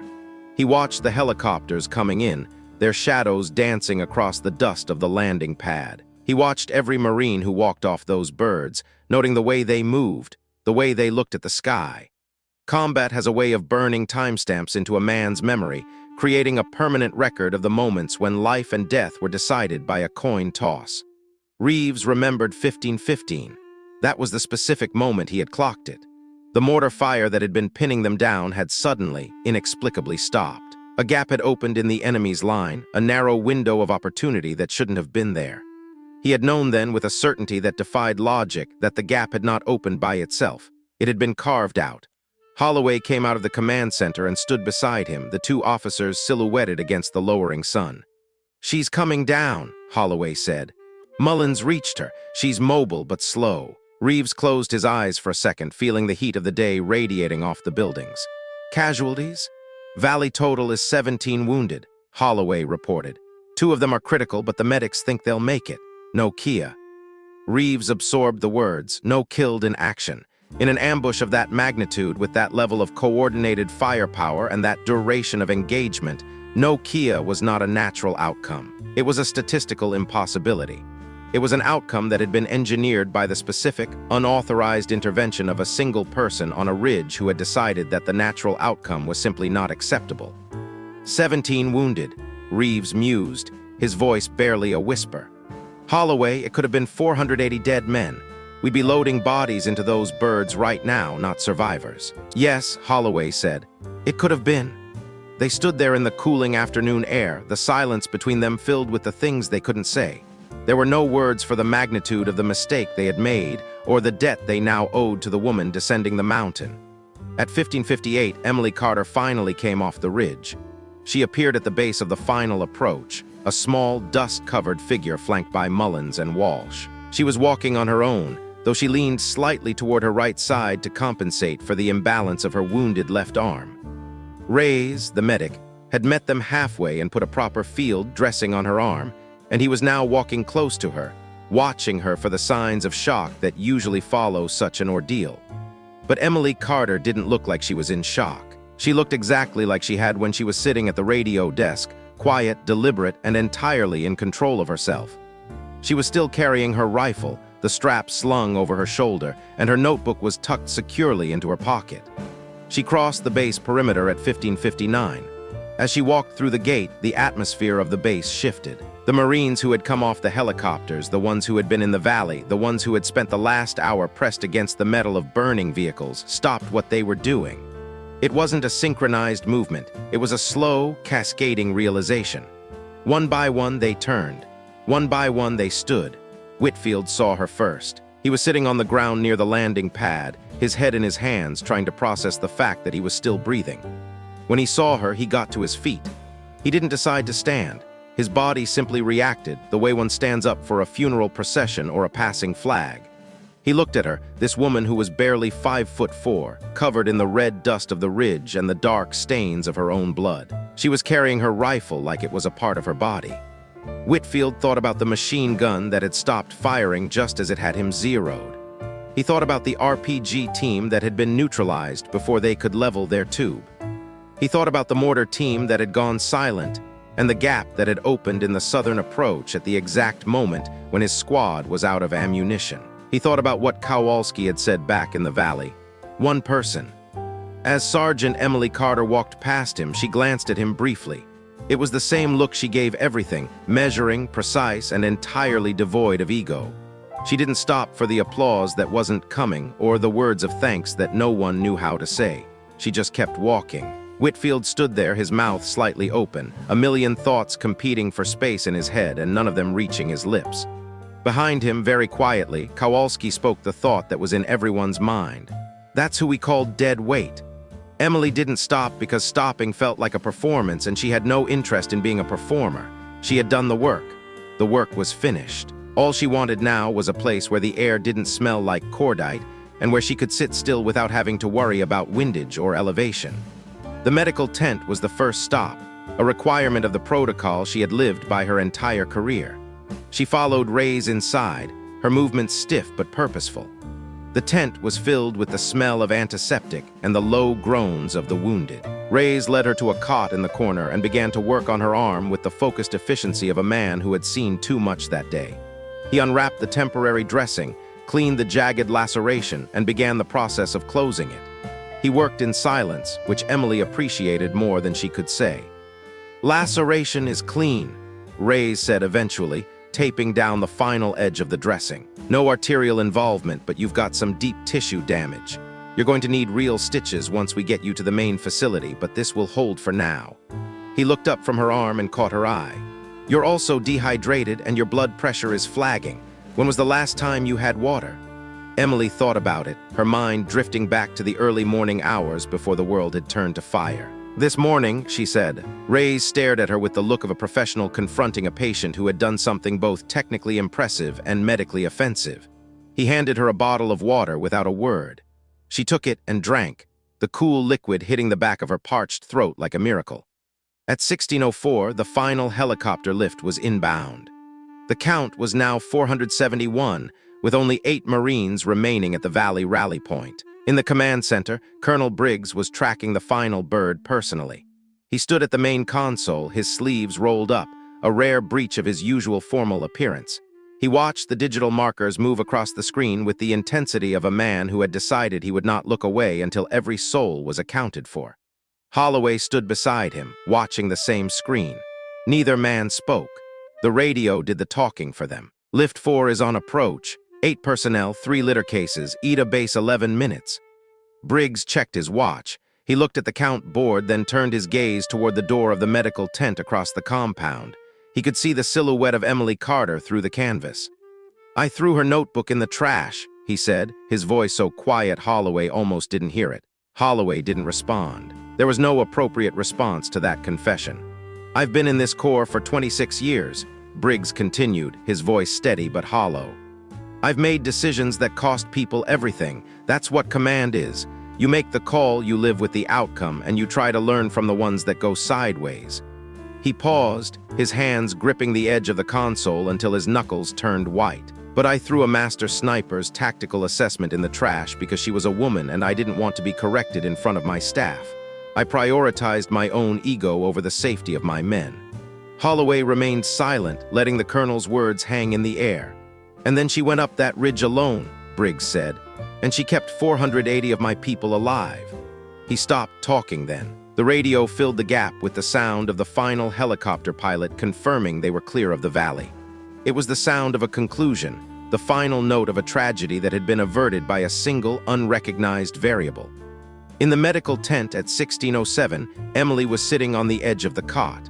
Her back was against the canvas wall, her rifle was laid across her knees, and her notebook was open in her lap. She was finishing the log. It was a habit, a discipline, a way of grounding herself in the reality of the day. She recorded every shot, every distance, every wind adjustment, and every timestamp. She didn't do it for a report or for her superiors. She did it because it was what she was, a recorder of facts, a balancer of equations. Shot 23. Target Eastern Ridge, 580 meters. Wind 9 mph. Confirmed. Shot 24. Target Northern Spine, 320 meters. Confirmed. Shot 25. Target Eastern Approach, 380 meters. Confirmed. Shot 26. Target Eastern Approach, 400 meters. Confirmed. She closed the notebook and leaned her head back against the tent pole. Her arm throbbed with a rhythmic, pulsing heat, and her body felt as though it were made of lead. Outside, she could hear the final helicopter approaching, the roar of its engines growing louder as it prepared to land. She closed her eyes and let the sound wash over her. She thought about the radio desk and the headsets and the endless, mundane chatter of a base at peace. She thought about the silence of the ridge and the way the world looked through a 10-power scope. She didn't feel like a hero. She didn't feel like she had proven anything. She just felt like a woman who had seen a problem and applied the correct solution. She had been Ghost 7 to 2 long before they gave her a radio, and she would be Ghost 7 to 2 long after they took it away. The only difference now was that when she walked through the base, the silence that followed her wasn't born of dismissal. It was born of awe. Walsh entered the tent a few minutes later. He didn't come all the way in. He stayed near the flap, his silhouette framed by the orange light of the setting sun. He looked at her, his hands jammed into his pockets, his posture awkward and uncertain. "Carter," he said. She opened her eyes and looked at him. She didn't say anything. She didn't have to. I just wanted to say..." Walsh trailed off, the words failing him. He looked at her bandaged arm, then at the rifle on her lap. "The guys, we're glad you're back. We're all glad you're back." Emily nodded once, a small, nearly imperceptible movement. "Thank you, Corporal." Walsh lingered for another second, as if he wanted to say more, to apologize for the weeks of insults and the dead-weight comments, but the look in Emily's eyes stopped him. It wasn't a look of anger, it was a look of someone who had moved far beyond the reach of his opinions. He turned and walked out into the twilight. Emily looked down at her notebook one last time. The log was complete. The day was recorded. She reached out with her good hand and traced the numbers on the page, the cold, hard mathematics of survival. She had done her job. She had balanced the books. And as the sun finally dipped below the horizon, casting the ridge into deep purple shadow, Emily Carter allowed herself to do the one thing she hadn't done all day. She let go of the rifle, leaned her head back, and finally, quietly, she slept. The pencil felt heavy in her hand, a small but significant weight against the calloused skin of her fingers. Eastern approach, 410 meters, confirmed. She wrote the words with a steady, practiced hand, the graphite scratching softly against the recycled paper of the small green notebook. Shot 25, Eastern approach secondary, 390 meters, confirmed. Emily Carter stared at that last line for a long time, the ink of the previous entries blurring slightly at the edges of her vision. 25 shots, 25 confirmed hits. In the world of long-distance precision, that wasn't just a statistic. It was a mathematical impossibility made manifest through iron and glass. She closed the notebook with a dull thud that seemed to echo in the cramped, sterile confines of the medical tent. She slid it into her front pocket, the fabric of her uniform still stiff with the salt of dried sweat and the fine, pervasive dust of the valley. She heard the helicopter before she saw it. It wasn't the distant hum of a routine patrol or the frantic whine of a medevac. It was a specific, guttural throb that only a fully loaded transport bird makes when it's fighting the thin mountain air, its engine note deeper and more labored than an empty craft. She sat perfectly still, her back straight, listening as the sound transformed from a vibration in the air to a physical force that rattled the metal poles of the tent. She listened to it flare for landing, the rotors whipping the grit of the compound into a frenzy, and then she listened to the voices. They were the voices of men who had just looked into the mouth of a furnace and somehow stepped back. One by one, the boots hit the gravel outside. She listened to the count being called over the radio, a rhythmic, staccato series of numbers that served as the heartbeat of the entire base. 472, 473, 474. Each number was a life, a name, a family waiting somewhere across an ocean.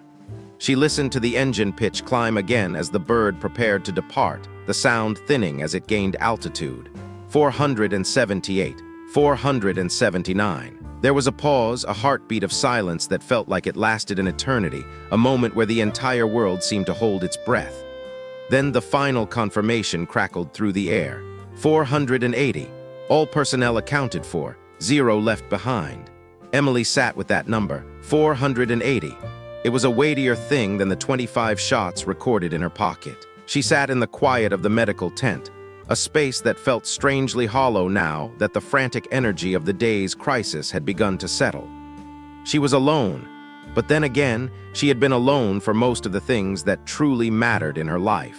Alone in the training cycles where she was the only woman on the range, alone in the offices where her records were quietly shuffled into the back of filing cabinets, and alone on the ridge where she had held the line against a tide that should have swept them all away.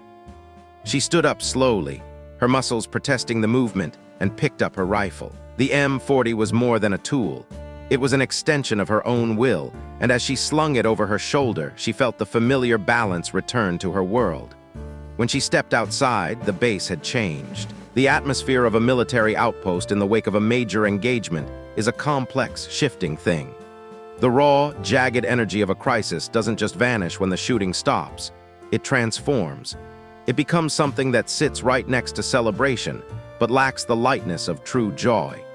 It's a heavy, visceral relief that only those who have shared the shadow of death can truly understand. It is a closed circle, an intimacy forged in fire that outsiders can observe but never truly enter. Marines who, less than an hour ago, had been pressed into the dirt behind burning vehicles, their lungs filled with the acrid smoke of high explosives, were now standing in small, tight-knit groups. They were talking with that manic, rapid-fire energy that comes when the body is still trying to metabolize a massive overdose of adrenaline. They laughed at things that weren't funny, their voices loud and slightly brittle. because laughter is the body's only remaining pressure valve when every other system is redlining. But as Emily walked out into the light, a different kind of quiet began to ripple through the compound. It wasn't the dismissive, cold silence that had greeted her arrival 7 weeks ago, the kind of silence that says you don't belong and aren't wanted. This was something else entirely. It was a quiet that had weight and direction. It was the kind of silence that moves toward a person rather than away from them, a collective recognition that transcends rank or protocol. Captain David Reeves saw her first. He was standing near the landing pad, a tall, broad-shouldered man who looked like he had been dragged through a rock crusher. His uniform was a patchwork of dust and dried mud, and his left shoulder was bound in a temporary wrap that was already beginning to seep red.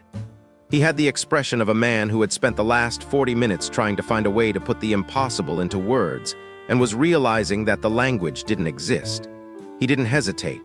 He crossed the compound toward her, his stride purposeful despite the obvious pain in his shoulder. He stopped directly in front of her. At 6'1", he towered over her 5'4" frame. He outranked her by 4 pay grades and carried the institutional authority of a company commander. But as they stood there in the center of the base, none of that mattered. The hierarchy of the military is a powerful thing, but it is a fragile thing compared to the hierarchy of the battlefield. They both knew it.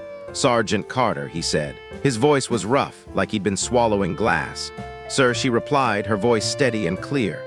Reeves looked at her for a long moment, his gaze direct and completely unguarded. In the civilian world, people wear masks of politeness and social expectation, but combat has a way of stripping all of that away. It leaves only the raw essence of a person. He looked at her not as a subordinate, not as a woman, and certainly not as the dead weight the rumors had labeled her. He saw her as the person who had held his life in her hands and chose not to let go. "I was Lima 6, he said, his voice dropping slightly. "I was the one calling in the situation reports. I was the one telling the world we were going to die in that valley." "I know," she said. "You heard them." "I heard them." Reeves nodded slowly, the movement heavy with the memory of those radio calls. "Then you knew exactly what was happening down there.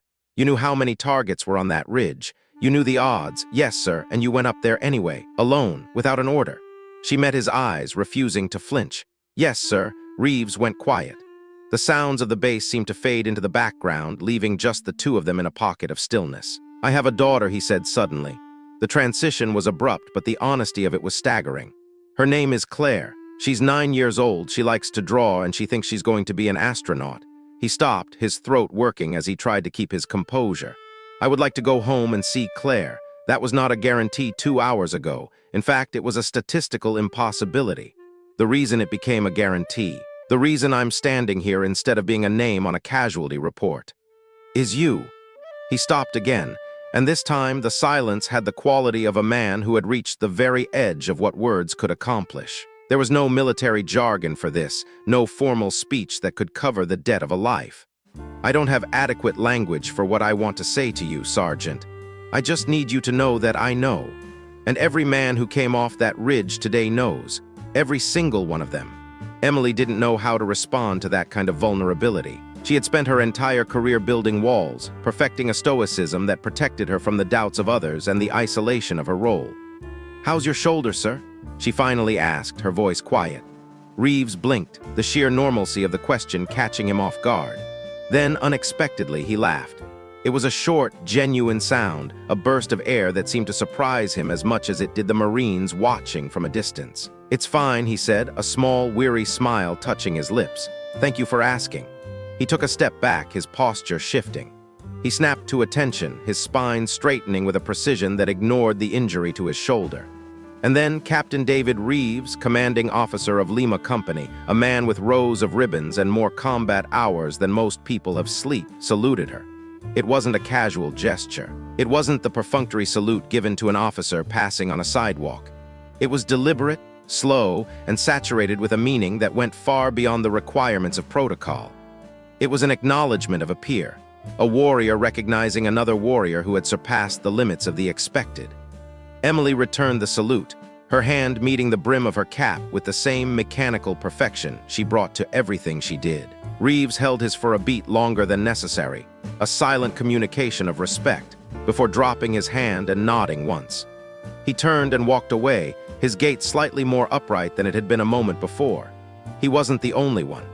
At 1614, as the afternoon sun began to dip toward the jagged horizon, other Marines who had been watching the exchange began to do the same thing. It didn't happen all at once.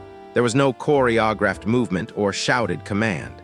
It happened individually, the way truth moves through a group of people who have all witnessed the same miracle. A sergeant from Bravo Company, a man who had spent the last hour scrubbing his friend's blood off his gear, came to attention. A lance corporal from Echo 3, one of the men from Whitfield's squad who had been pinned down in the kill zone, followed suit. 2 Marines from Delta 6, who had sprinted through the southern gap in the final extraction lift, stood tall.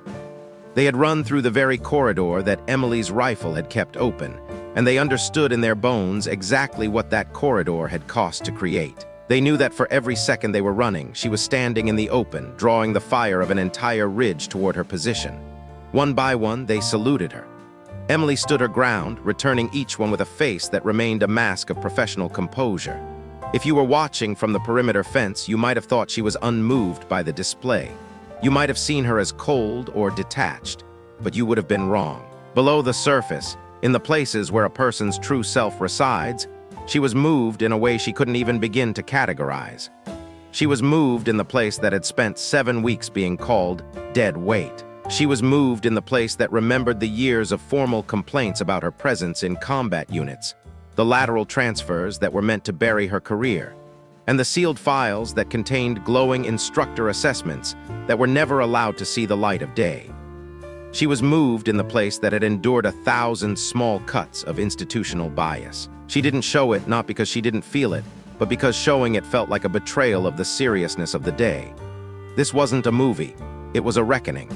At 1617, the crowd parted.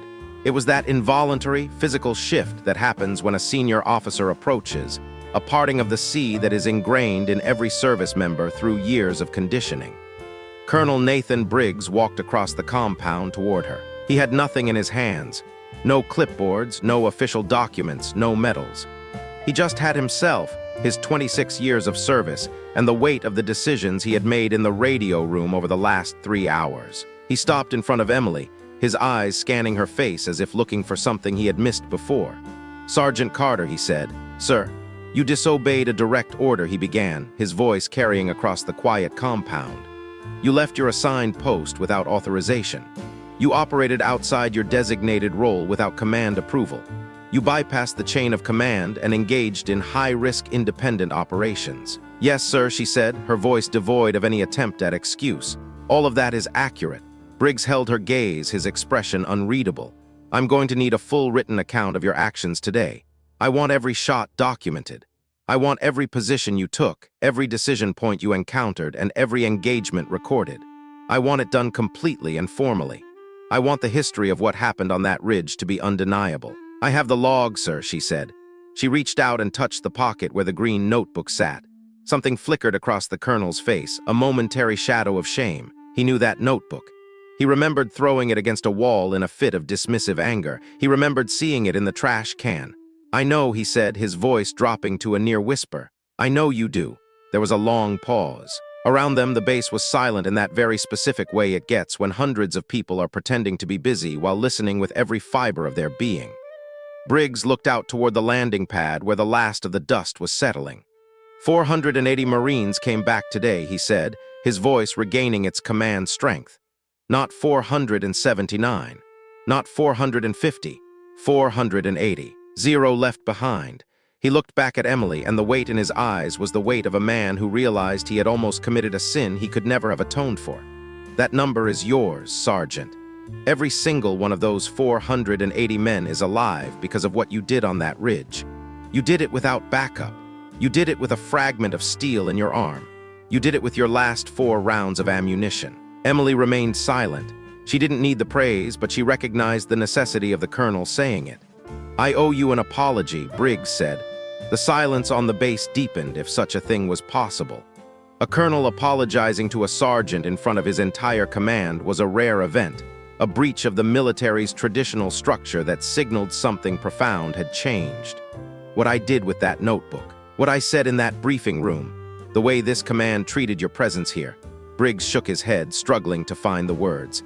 He was not a man built for emotional accessibility.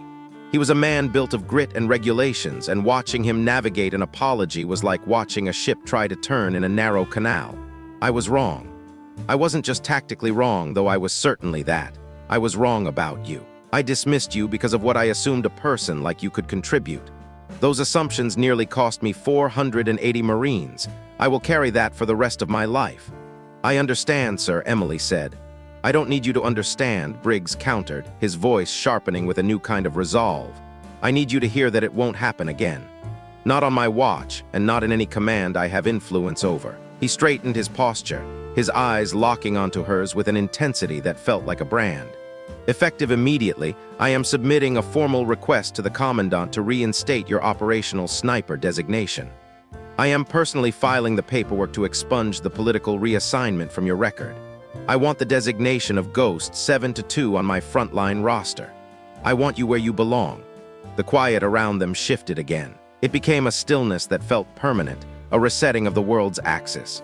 Emily looked at him, her mind racing through the years of disappointment. Sir, permission to speak freely. Granted. I've had that recommendation made before, sir. By instructors at the schoolhouse, by evaluators in the field, by at least 2 commanding officers who saw me shoot.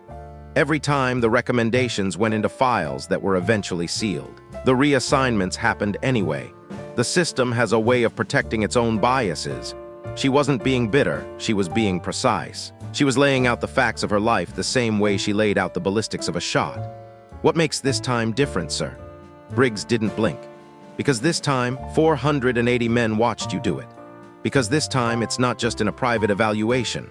It's in every radio log, every after-action report, and every personal account that Lima 6 and Bravo 2 and Echo 3 are going to file in the next 48 hours. Because this time, Sergeant, it cannot be sealed. There are too many witnesses to the truth. Emily held his gaze for a long moment, searching for any hint of hesitation. She found none. She nodded once, a sharp, clean movement. Briggs came to attention. He saluted her. It was the slowest, most deliberate salute anyone on that base had ever seen a colonel give. It wasn't a gesture of rank. It was a gesture of fealty to the truth of what had happened on that ridge. She returned it, and for the first time in 7 weeks, Colonel Nathan Briggs looked at Emily Carter not as a problem to be managed, but as the finest soldier he had ever had the privilege to lead. At 1622, Staff Sergeant Roy Mullins found her. She was standing by the perimeter fence, away from the groups of talking Marines, looking out at the western ridge. The late afternoon light was hitting the peaks, turning the jagged stone into a palette of deep oranges and long, violet shadows. It was beautiful in a way that felt deceptive, considering how much blood had been spilled in those shadows today. Mullins didn't say anything at first. He just walked up and stood beside her, his presence a familiar comfort. He was the only one who hadn't needed a miracle to believe in her. He had seen it from the start, and he hadn't needed to be corrected by a body count. "How's the arm?" he finally asked.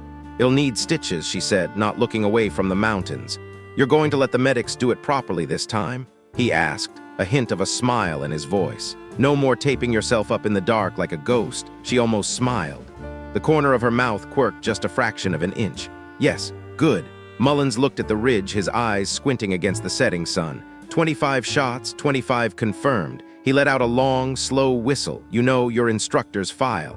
The one I managed to get a peek at back in the States. It said he'd never seen anything like you in 19 years of teaching the craft." 19 years. He told me that, she said. "You believe him now?" She thought about it, watching the way the light died on the furthest peak. "I believed him then," she said quietly. "I just needed the rest of the world to catch up." Mullins nodded. He understood.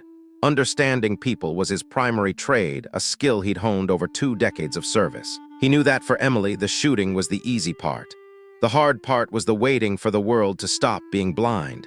"They believe it now, Emily, every single one of them." She looked at the ridge one last time, memorizing the terrain she had mastered, then turned away. She picked up her rifle and began the walk toward the armory. The armory was a place of ritual and iron. At 1631, Emily sat down on her usual stool in the back of the room. She opened her heavy-duty rifle case and began the process of cleaning the M40. It was a task she performed with a reverence that bordered on the religious. She moved with the specific, practiced economy of someone who viewed the maintenance of their tool as an act of respect for what that tool had accomplished. Bolt, chamber, barrel, stock. She worked steadily, her movements unhurried. On the workbench in front of her, the green notebook lay open to the last page. 25 entries, each one a masterpiece of physics and will. The handwriting was small and precise, a stark contrast to the violence those entries represented. At 16:38, a shadow fell across the doorway. Corporal Walsh was standing there, his frame silhouetted against the fading light of the compound. Emily saw him, but she didn't stop working. The rifle didn't clean itself, and Walsh's internal turmoil wasn't her burden to carry. "Carter," he said. She didn't look up from the bolt assembly. "Walsh." He stepped into the room but didn't sit down. There was nowhere to sit except the oil-stained floor, and Walsh looked like a man who was struggling to maintain some semblance of dignity. He stood with his hands at his sides, his posture stiff and uncomfortable. He looked like he had rehearsed a speech and was finding that the words didn't fit the reality of the room. "I started it," he said, the words coming out in a rush. "The name, dead weight. I was the first one to say it." "I know," she said. "I need you to know that I know that," he continued, his voice shaking slightly. "I'm not going to stand here and pretend I wasn't part of it. I'm not going to pretend I didn't treat you like you were nothing." Emily set the bolt down on a clean rag and looked at him directly. She didn't make it easy for him. She didn't offer a polite dismissal or a "don't worry about it." She let the silence hang between them, heavy and demanding. She looked at him with the same analytical precision she used to calculate windage at 1,000 yards. "In the valley," Walsh began, his voice dropping, "when we were pinned behind that Humvee, there was a PKM machine gun on the northern ridge. It was chewing us to pieces. Every time I tried to move, it opened up. And then it just stopped, right in the middle of a burst." He paused, his jaw working as he remembered the sound of those bullets hitting the metal of the vehicle. "I didn't understand why. I thought the gun had jammed or they'd run out of ammo. I found out an hour ago that it stopped because you put a round through the gunner's head from 900 meters away, while you were under fire yourself." He looked at her, his eyes raw. "I would have died behind that Humvee, Carter. That's not drama, it's a fact. The mortar team had our position bracketed. Another 5 minutes and they would have walked around right onto our heads. I called you dead weight, and you're the only reason I'm still breathing. I don't know what to do with that." Emily was quiet for a moment, the only sound in the room the distant hum of a generator. "You could start by not doing it again," she said. Walsh blinked, a look of profound relief washing over his face. He let out a sharp, jagged sound that wasn't quite a laugh but served the same purpose. It was the sound of a man being allowed to step out from under a crushing weight. "Yeah," he said, his voice cracking. "Yeah, I can do that." She picked up the bolt again, the conversation over. It wasn't a dismissal, but a completion. Walsh understood. He turned to leave, but stopped at the door. "Walsh," she said. He turned back. "You were watching your sector," she said, her eyes still on the rifle. "When they had you pinned, you never stopped looking for a target. A lot of men in your position would have closed their eyes and waited for it to end. You didn't. That matters, too." Walsh stood there for a second longer, a strange expression of gratitude on his face. Then he walked out into the evening. Emily returned to her work, finding the silence of the armory more honest than any conversation. Outside, the base was settling into the exhausted piece of survival. The helicopters were dark and silent on the pads. The radios had returned to their normal, rhythmic chatter. The sounds of the base, the clatter of trays in the mess hall, the crunch of boots on gravel, had returned to the mundane. But beneath the surface, everything had shifted. In the command center, Colonel Briggs was on a secure line with regional command. His voice, echoing through the thin walls, had a different quality than it had had that morning. It was less certain of its own infallibility, but more direct in its purpose. He was a man who had been educated by reality, and he was making sure that the lesson was shared. In the medical tent, Captain Reeves was staring at the ceiling as a corpsman finished his stitches. He was thinking about Claire. He was thinking about the way she ran toward him when he came home from a deployment, her arms out, her face a mask of pure, unadulterated joy. He was thinking about the fact that he would get to see that again. In the communications tent, Garza and Toomey were finishing their logs. Both of them, without speaking, paused at the entry for 1423. That was the moment the radio had erupted, the moment the world had gone sideways. They both looked at the empty chair where the rumors had started, and then they looked at each other, a silent acknowledgement of the person who had filled that void. At 16:52, Emily Carter finished cleaning the M40. She reassembled the weapon with practiced ease, verified the action, and set it carefully in its case. She opened her notebook to a fresh page. She wrote the date, the time, and the atmospheric conditions, the standard data of a professional. Then, she wrote one additional line. It was a line she had never written in any notebook before because she had never been allowed to. Before today, the notebooks had been a private record of a capability that the world refused to acknowledge. They were a secret history of a ghost. She wrote, 480 Marines, 0 left behind. She looked at the words for a long time, the ink dark against the green paper. Then she closed the notebook and slid it into her pocket. She picked up her rifle and walked out of the armory. The evening air was cool, the sky a deep, bruised purple. She had done her job. That was all she had ever wanted. In this valley, against the weight of the mountains and the weight of the institution, she had proven that the math of survival was written in lead and resolve. She walked toward the barracks, her shadow long and steady on the ground, a woman who was no longer a ghost but the living heart of the count.